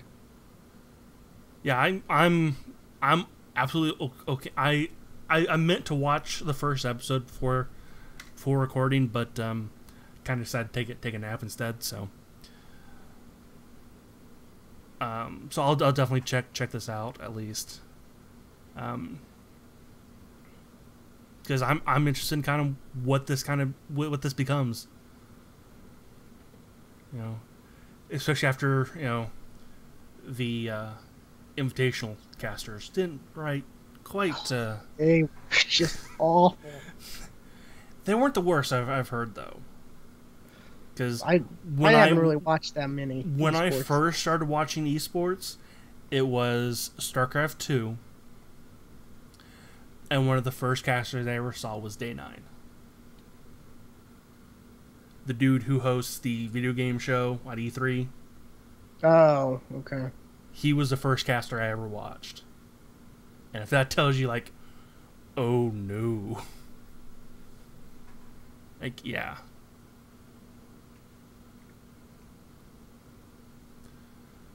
But that's kind of all I got. Okay, we were talking about PUBG. Well, man, here, let the games begin. Let the games, I guess, imitate or flattery, because imitation is the highest form of flattery. Yeah. Who knows? But there's going to be a lot of games going to be tackling PUBG, and but the latest, it's already available now. Fortnite, they have a battle royale mode, and they in their intro video, in their video trailer, they specifically talk about PUBG. Well, I mean, you watch that trailer, I'm like, that is very PUBG. Like the whole, parachuting in thing. Like it's gliding. It's gliders. Oh, it's parachuting in. Don't even. But they say gliders, and when I saw that, I read text before I watched the video, so I'm like, gliders, really? They're gonna weasel their way around from saying they're mentioning pub, and then nope, they mentioned PUBG, so they own it. They're like, yeah, we love this mode, so we thought, hey, we make our own, and it's like, well, yeah, sure, that's cool. I mean, it's PUBG, but there's also building mechanics to it and stuff Right, like which that. I So think does put a very interesting twist on that I think it could does. be very interesting. Like, oh, we can't find a monk, we can't find a place to hide. Let's build one Yeah. with traps and Exactly. everything. Exactly. So, it's it. I enjoyed Fortnite, and I wish this mode came out a month ago.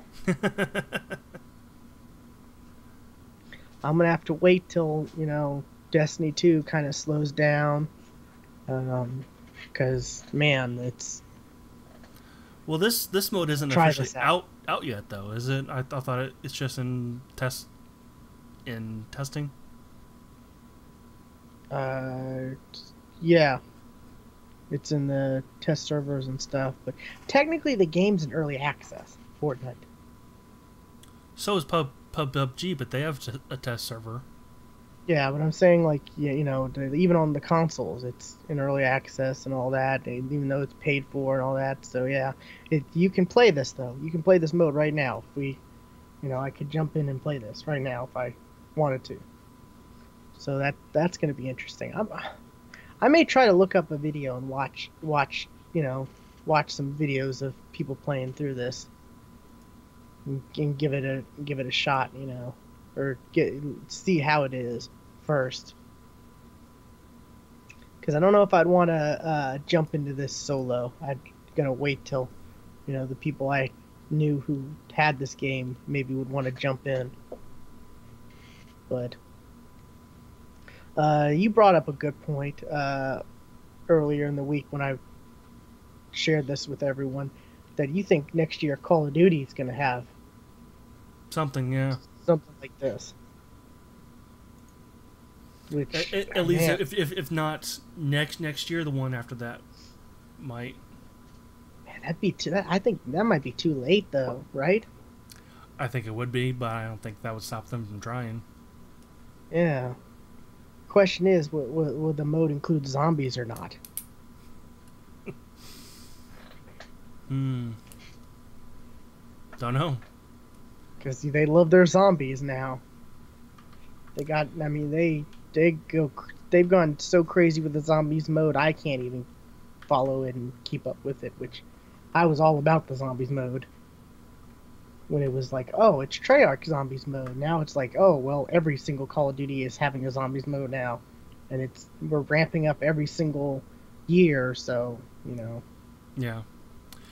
it's a little crazy and hectic. Ace, I kind of actually agree with you. This battle royale mode actually does appeal to me a little bit more than the straight game. The straight game is fun. Fortnite does. Fortnite's the regular game of Fortnite's pretty fun though. Don't get me wrong. I definitely enjoy. I enjoy Fortnite, and yeah, if y'all want to pick it up, I'll play definitely. That's my thing. Is I want to play this, but I'm gonna have to wait till, maybe the people I know who have it, unless other people pick it up. But yeah, it's kind of funny that this mode's coming out to consoles before the actual PUBG comes out to consoles. That may make the game a bigger hit than it would have been. You mean PUBG a bigger hit or No, Fortnite? Fortnite. Yeah. So I could see a lot of people like, man, I want to play PUBG, but I only have an Xbox, or yeah, let's pick this up. Like Ace just said it. Yeah. This makes him want to pick it up. And like I said, if y'all enough of y'all pick it up, I'll play it. I may see if my sister is interested in this, and I may pick it up sooner than I was planning on it. Yeah, it's pretty fun. I've enjoyed Fortnite. The for the bit I played of it. And unfortunately, it's one of those games where you got to have a group to play with to really have fun. And then, Yeah, I get you. The group I had, which is the group I raid with, who's kind of unreliable. I'm starting to say they're kind of unreliable now. They would jump to game to game, and it kind of gets a little frustrating sometimes because it's like I still want to play this game. I really like this game still. I don't want to jump to this other game. I'm one of those people who likes to jump around though. So it's like thanks for the follow, Toasty Master. It's the same. It's the Warframe effect. It's like I want to play Warframe, but nobody else wants to play it. I get you. Yeah, there's a couple games that are like that for me. Like we were talking about that game earlier. The name just left me. What is the name of that fucking game? Divinity 2. I would totally play Divinity 2, but I want to play with somebody. Is that? I don't even know what that game is. Then I thought that was a single player game. It's a multiplayer game. It's a co-op game. I need to look that up then, because I had no idea what that is. Then it's a top-down isometric Diablo-like, but more. I was about to say, but but a lot more story heavy. Okay. Maybe I'm having confused with something else, but. Anyways, yeah, Battle Royale mode in Fortnite, that's came out of nowhere too. Like it really did. They were just like, "Oh, here's a mode and it's available to play in our test servers now." It's like, "Okay." No lead in, no. Come back. Our players number has dropped significantly. Come back. There's 1.2 million people playing PUBG. If only we could get a little bit of them to come, Or, man, can you imagine the concurrent number for PUBG when it comes out on Xbox? That's gonna increase quite a bit. Does Xbox give concurrent numbers? I don't know, but wouldn't Bluehole know that? They probably would, but I don't know if they'll ever release that data. I don't know why they wouldn't, but yeah. I mean, I guess they were. I would say they haven't, for the Steam numbers, but people can just look up and see Steam. Did we talk about the Sea of Thieves water effects with PUBG? No, we didn't. But I think that I do know what you're talking about though. Yeah, apparently since Microsoft is publishing, PUBG on Xbox, they're, I guess, they're making Sea of Thieves, right? Mm-hmm. Yeah, they're sharing their water tech with PUBG. Yeah, because I think it was at Gamescom. I'm forgetting his first name, but Green, player unknown himself, kind of was talking to the rare people and kind of said like, "Oh yeah, your water check is great. Would love to have that in PUBG. All right, we'll make it happen." That's kind of cool, and that kind of makes me think maybe this is an exclusive with Microsoft, and it might not come to Sony if deals like this are going on.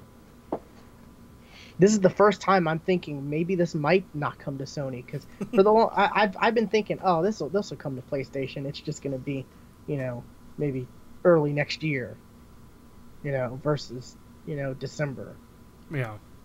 But this is the first time I'm thinking maybe it might not. Maybe Microsoft's, locking it up. Who knows? Maybe next thing you know, Microsoft I think it Bluehole. would be a smart move for them to do that, but one thing they could do is that they could hold it ransom. All right, we'll allow you to have PUBG if Sony players can play with PlayStation if the Xbox players can play with PlayStation players. Yeah, that could be a thing. Yeah, yeah, that would be interesting.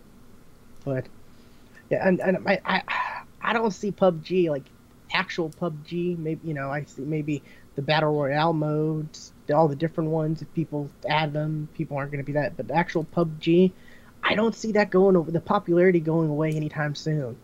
Because all they gotta No. do is add a new map, add the vaulting features. There's so many things they could add to it that'll just keep people coming and keep people sticking around with it. I Yeah. mean, just the replayability value of, it's this one map pretty much. There's some weather effects, but it just just I want to play it nonstop. Like I always had I that itch to play PUBG. The games are so different from game to game. Like you will never get a game that is similar to. It's kind of a phenomenon. Like it really is. It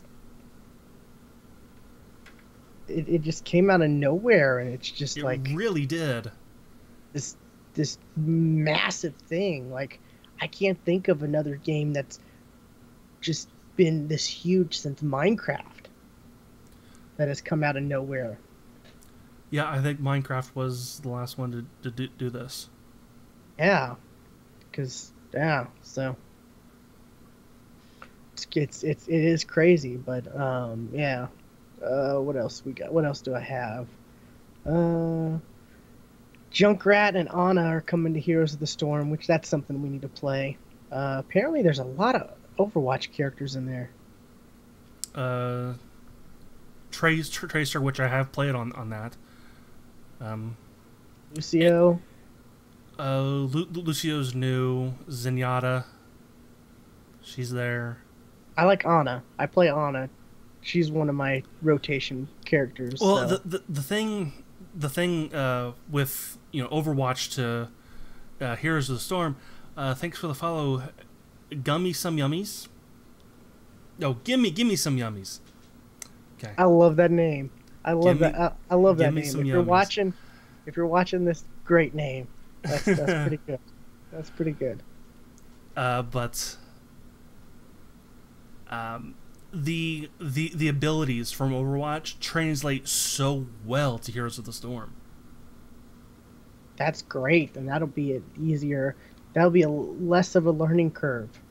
Like Tracer, I kind of immediately knew how to play with her. That's what I'm saying. Ana's one of my rotation characters in Overwatch, so it'll be good to, it'll be an easy transition for me to start to less of a learning curve to play because I already know how to use Ana. Mm-hmm. Yeah, and you just got to worry about how the game actually plays. Exactly. So I don't have to worry about the character because I know how the character runs. I just have to learn about the game, the actual rules of the game and the mechanics, and yeah. So right. And the thing with Heroes of the Storm I really like is there's no items to worry about. Your entire team levels at the same time.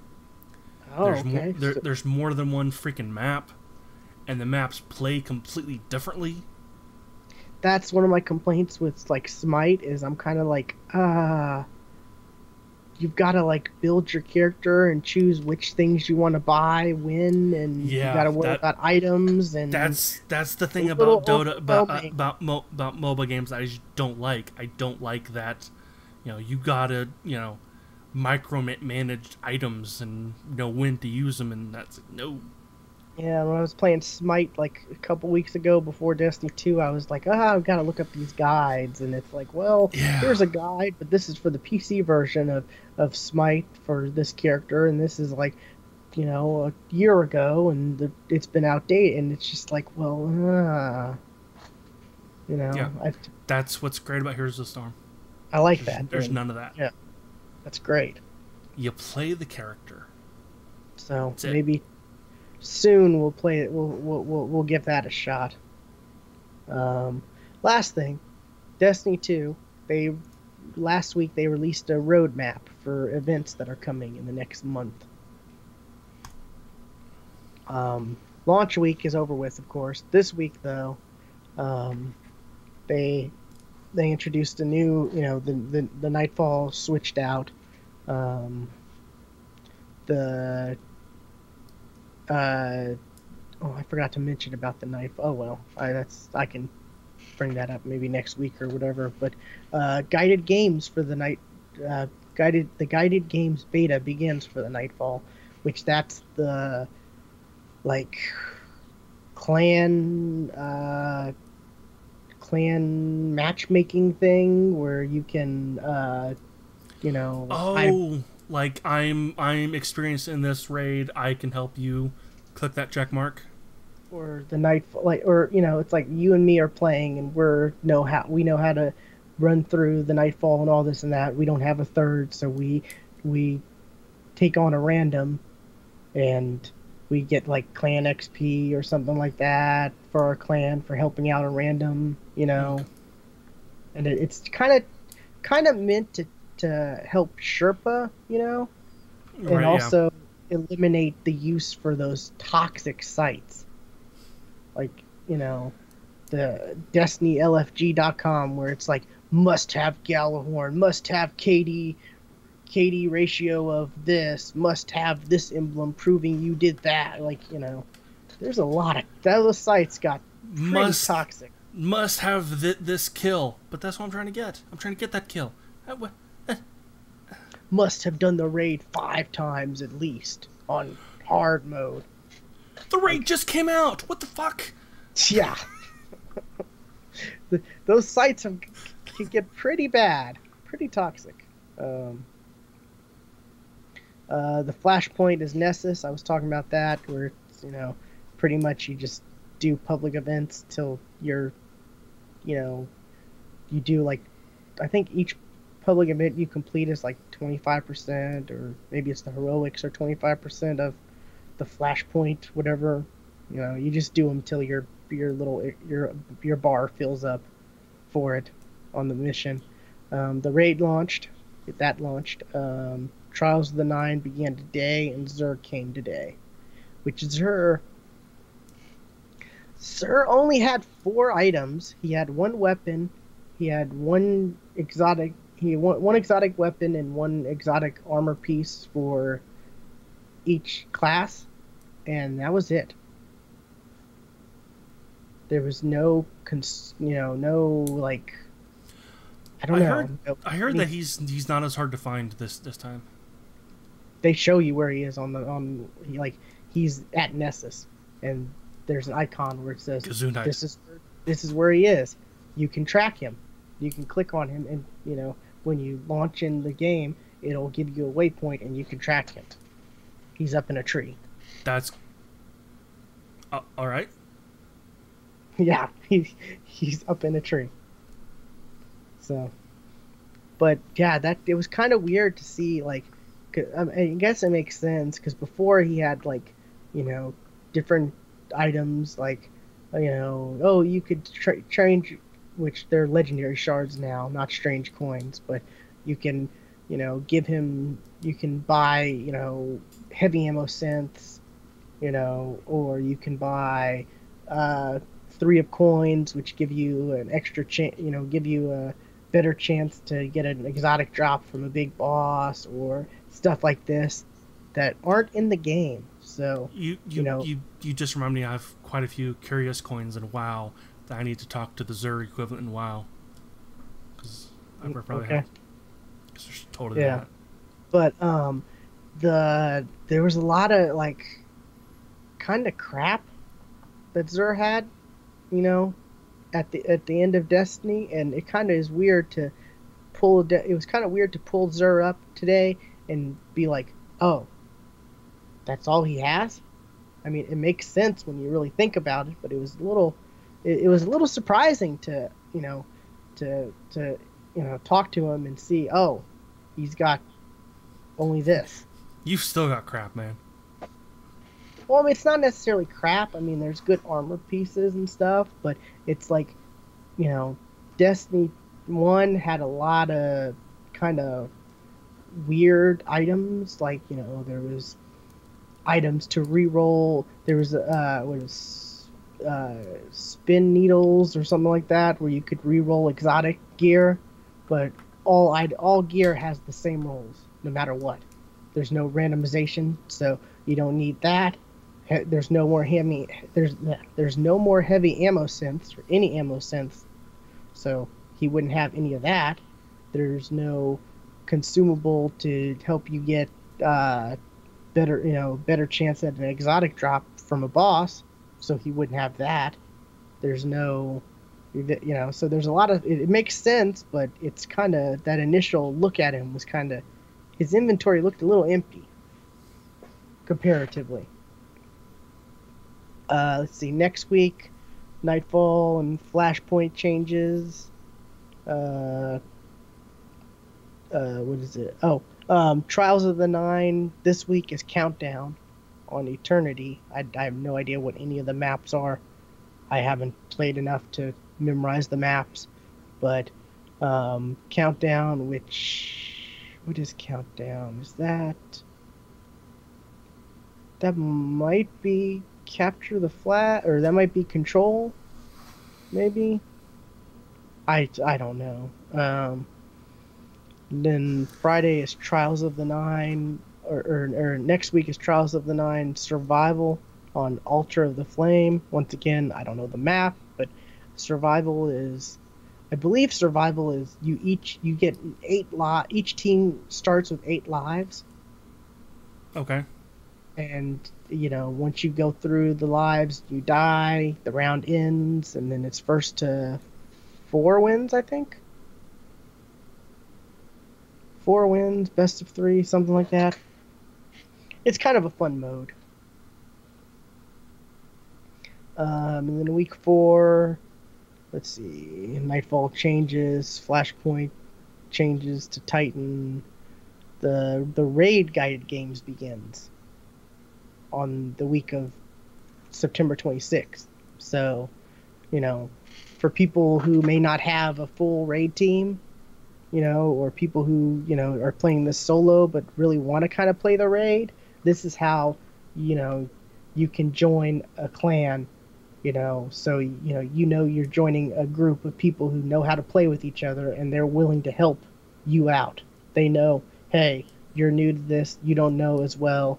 So it's not like LFG where, people are demanding everything, and, this is specifically made and designed to help people who are alone who may not know how to do it. Yeah. And, you're playing with a group who does. So that'll be pretty interesting to see how that plays out. Faction Rally begins. No clue what that is.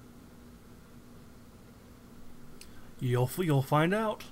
It might be other games have had this where it's like you choose a faction or something, and then you do stuff, and your faction earns points, and then at the end of it, whoever's faction has the most points gets something. I can't remember. I've played some other game that had something like that. Can't remember which one, but there was some other game that had something like that.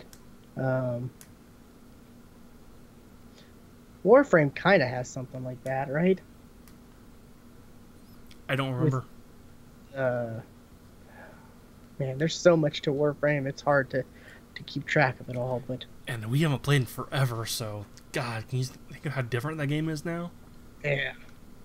And then Trials of the Nine that week is Survival on a different map, and, Xur comes back again, so... pretty much next week, Next week, there's nothing really. It's just new locations for stuff, and Survival is for Trials of the Nine. But week 4, that's when a lot of stuff's gonna pop. So I wonder if week 4 will get month 2 activities, if they're gonna keep doing this roadmap. I hope so. I hope they have, like stuff planned like this. Because it's nice to see. Okay, well, they have, a month full of stuff, so you can look forward to, okay, the raids this week. You know, the beta for Nightfall guided games comes out. Great. Next week, you know, people are still going to be trying to figure out the raid, and, you know, it's just a reset for everything. And then the next week, you know, guided games for the raid, and then faction rally, and, you know, it's going to be interesting. But, yeah, if they do have a month 2, I'll definitely bring that up and talk about that, and we'll compare how the activity, the roadmap for month 1 compares to road 2 or month 2 of the roadmap. So Sure. I'm definitely interested to see how much content they keep pumping out, because that's was my biggest complaint with Destiny 1. That was a lot of people's complaint with Destiny Just 1. didn't have enough content. I don't know if I'll get this. Hopefully, this podcast will be out in time. But what is it? Dead by Daylight is free to play for gold members until, you know, now through Sunday. We're recording on Friday, so. Oh, okay. That'll be cool. I wish we kind of knew this ahead of time, because I would have loved to maybe get some more people downloading this and playing through it, because it's kind of fun. That could have been tonight's game night. Exactly, that's what I mean, yeah. Which I have no idea what tonight's is. I don't think because you have the game. No. You have Dead by Daylight. I gave you a copy. Oh, you did, yeah. I did, yeah. I did, yeah. I never played it, so I was like, no, I don't have it. Yeah, we should play that sometime. Man, we have a list, don't we? We do. Got a list. We need to like make an official list, and then like plan to play through at least one night once a week, where we tackle. Should I add to the list I made years ago? Oh God, you still have that list? I'm afraid of what that list is. Yeah, it's on my Google Drive. Of course, I still have it. You see, Google Drive real quick is now like I saw something where it's like the next Pirate Bay. Really? I saw something like that. Let me pull this up real quick. See if I.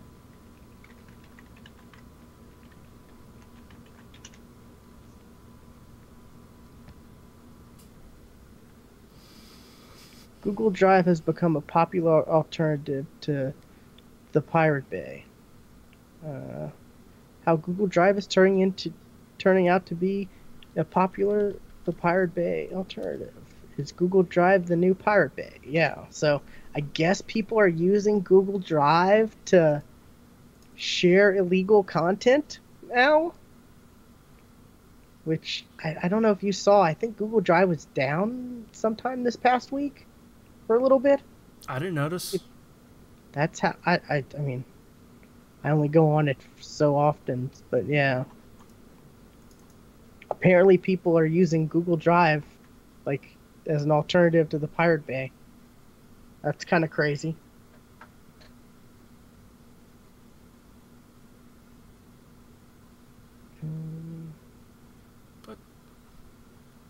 Because they've taken down a lot of the torrent sites. I don't know if you realize, if you've known, but they took down a lot. There's a lot of the popular torrent sites that are down now. Oh. The hell did I just come across? What did you come across?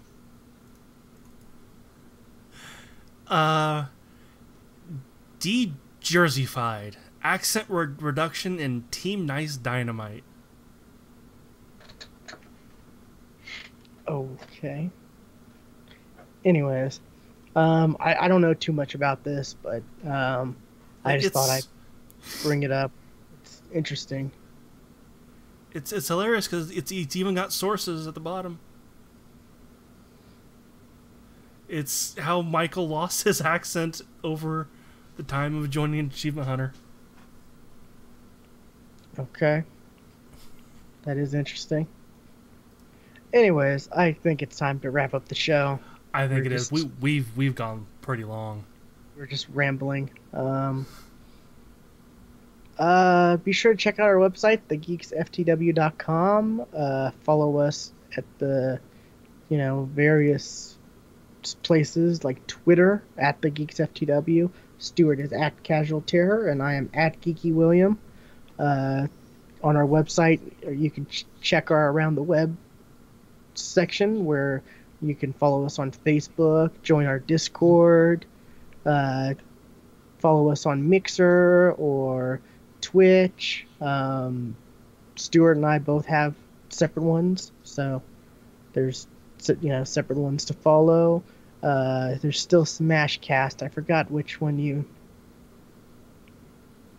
we talked about this last time. I forgot which one you took down instead of Smashcast. iTunes. iTunes. There we go. Yeah, I'll have to try to remember to fix that. Follow us on YouTube as well, and I'm not going to say follow us on iTunes or the podcast because you're listening to the podcast most likely, unless you're watching the post video version of this, which is on YouTube, by the way. Then you could follow us and listen to the audio version, but if you listen to the audio version, that's great, but the video version, you get all the cool pop-ups from Stuart. Yes. He actually put some production value into this. I try. Sometimes he's scrambling right before we're about to record so he can, and get and things ready. And a lot of times, especially when William's talking about his thing, I'm scrambling to find something about his thing because I didn't know about it ahead of time. Yeah. So. But yeah, check out our website. Each post, like this is 296, so just click on 296 and then you'll be able to see the show notes and everything. So if we have news topics that have show notes, some episodes we don't. Some episodes we just don't have. There've been a few episodes in the past where there's like no news. Yeah. But there's news coming out because there's games coming out. The fall is here. Yes, it is. Let the pumpkin spice begin. That is coming. Are you for or against pumpkin spice? The pumpkin spice has gone too far. It's gone way too far. I'm kind of surprised I haven't seen anything pumpkin spice yet.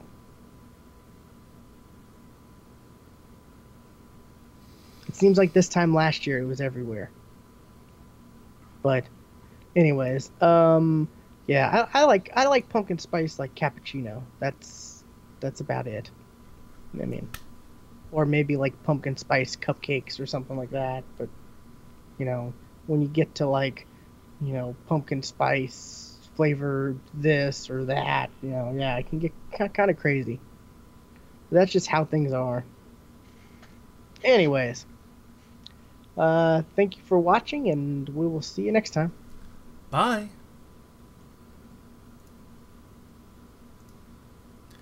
I totally found it, by the way. Found what? The game list. Oh, okay. Which apparently I updated in August of last year.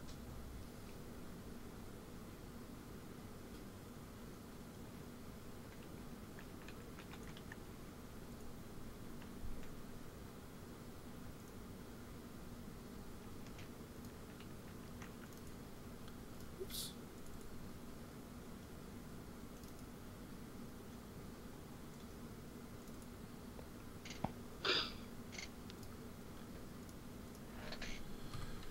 $2.96. Yeah, I'll have to try to think of a good night. Maybe we can try to tackle through a game on the list each week. Because there are a bunch of games that I do want to play. I want to play through or give a shot or go back to. Yeah. God, there's so many games I'd love to play right now. Yeah, that's kind of how I'm in right now, and I'm like, there's too many. There's too many. I'm just gonna sit here on the couch and watch Leverage. Oh, that's a good show. That is a good show. I've been burning through that again lately. That's pretty good. Um, but yeah, I want to play Overwatch. I want to play Smite. I'd love to jump back into Warframe because they're about to release their first open world area, or they just released their first open world area, or something like that. And I still have a lot of in-game currency that they gave me still. I want to go back to Marvel Heroes and see what's new with that. I want to play PUBG. I want to, there's so many games, Stuart. I want to play Lord of the Rings, Shadow of Mordor, because Shadow of War is coming out soon. Yeah, that is one that's on my list I as got well. Telltale games I need to finish. Oh my god, there's so many things. Yeah.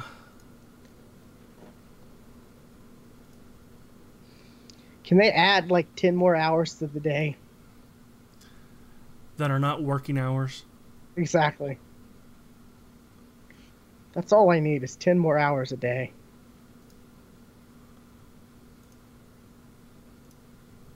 Man. Still waiting for Movie Pass, my Movie Pass card. Apparently, they've been having problems keeping up with new members. Yep.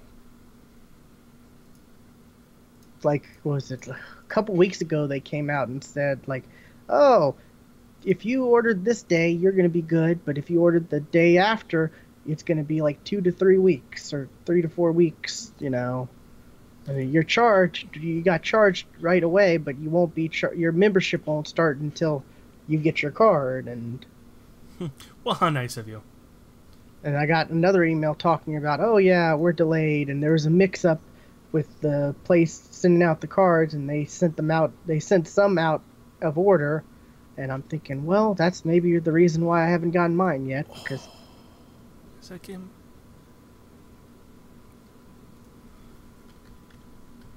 But yeah, I thought $10 a month, I'm stupid not to do that.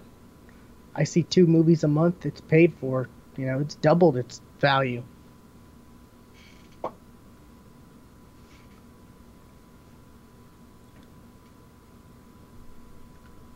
Kind of mad that it's taking so long because AMC's got their double points thing going on right now.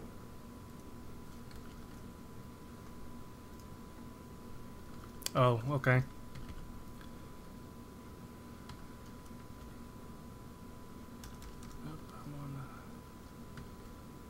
Heck, I literally could go up there with the movie pass, buy a ticket to some movie I don't even care about seeing, and then leave and get the points.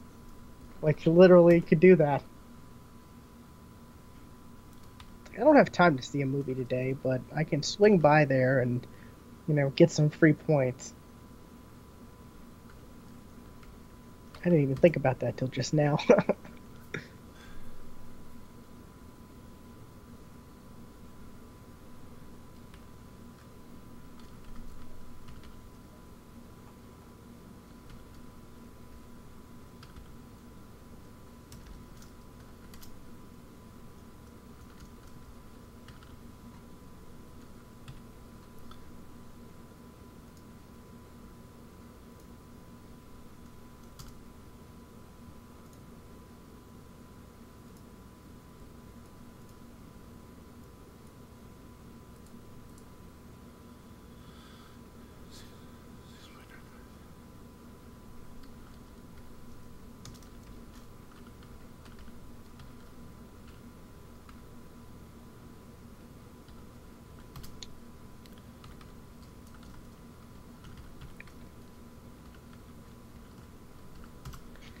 This $11 Wi-Fi smart plug is a must-have device for every home.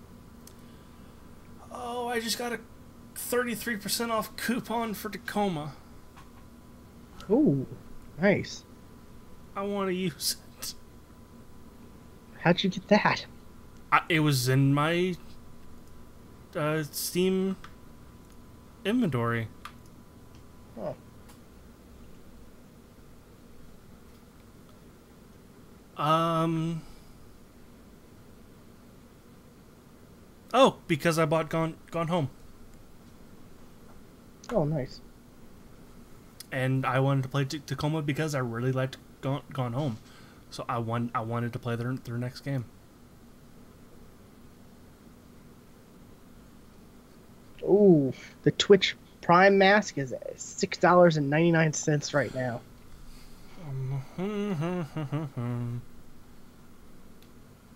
The pants are $368. The boots are $193, and the shirt is $310. Man, I'm gonna sell those. I think. I wonder if they're gonna go up higher or not. $7 just for the mask. Man. Shoot, you sell that Twitch Prime set, you got a good chunk right there.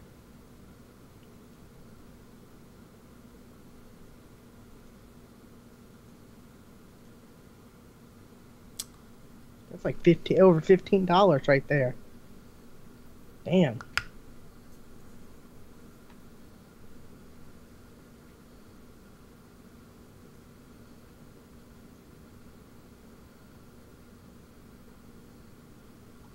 I still have 3 of those Gamescom crates too. I could sell. They're not that high right now.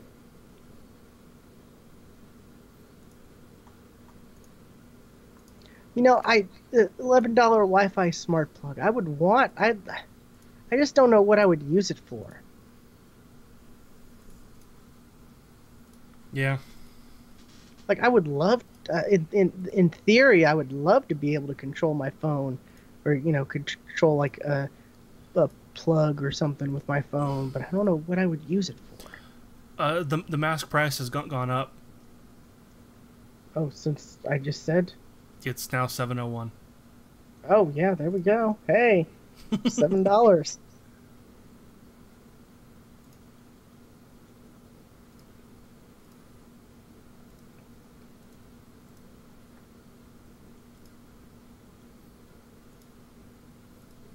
$706.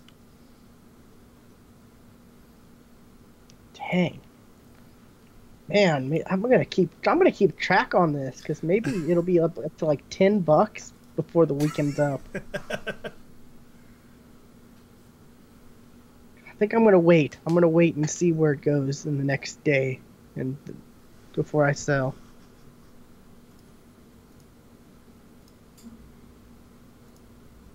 Cause yeah, that Search at 315.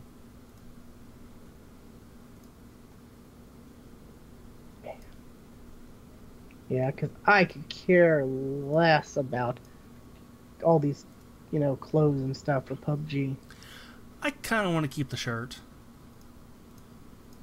Uh, The pants I never really liked anyway.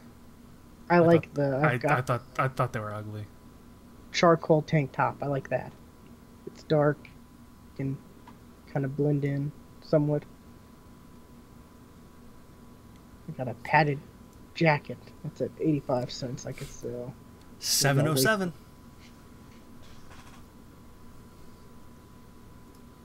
The pants did go down. It was 368. Now it's 363.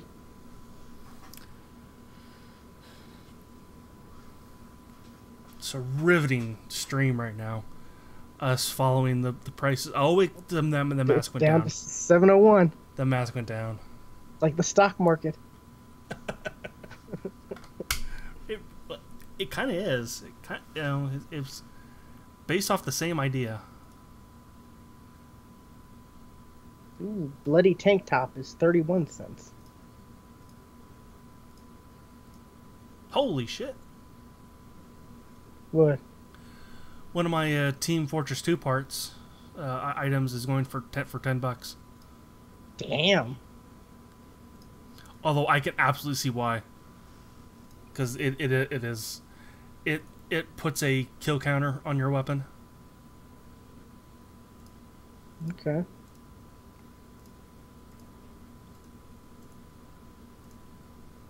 So I can totally see that going for a lot.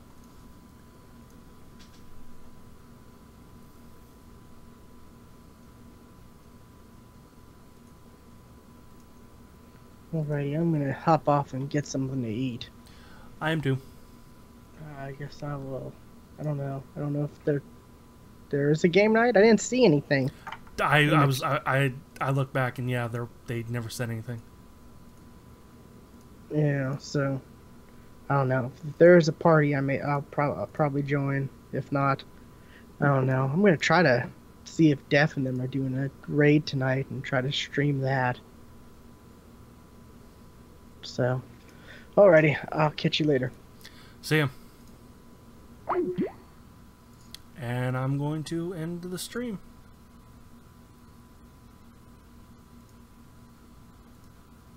Sometime.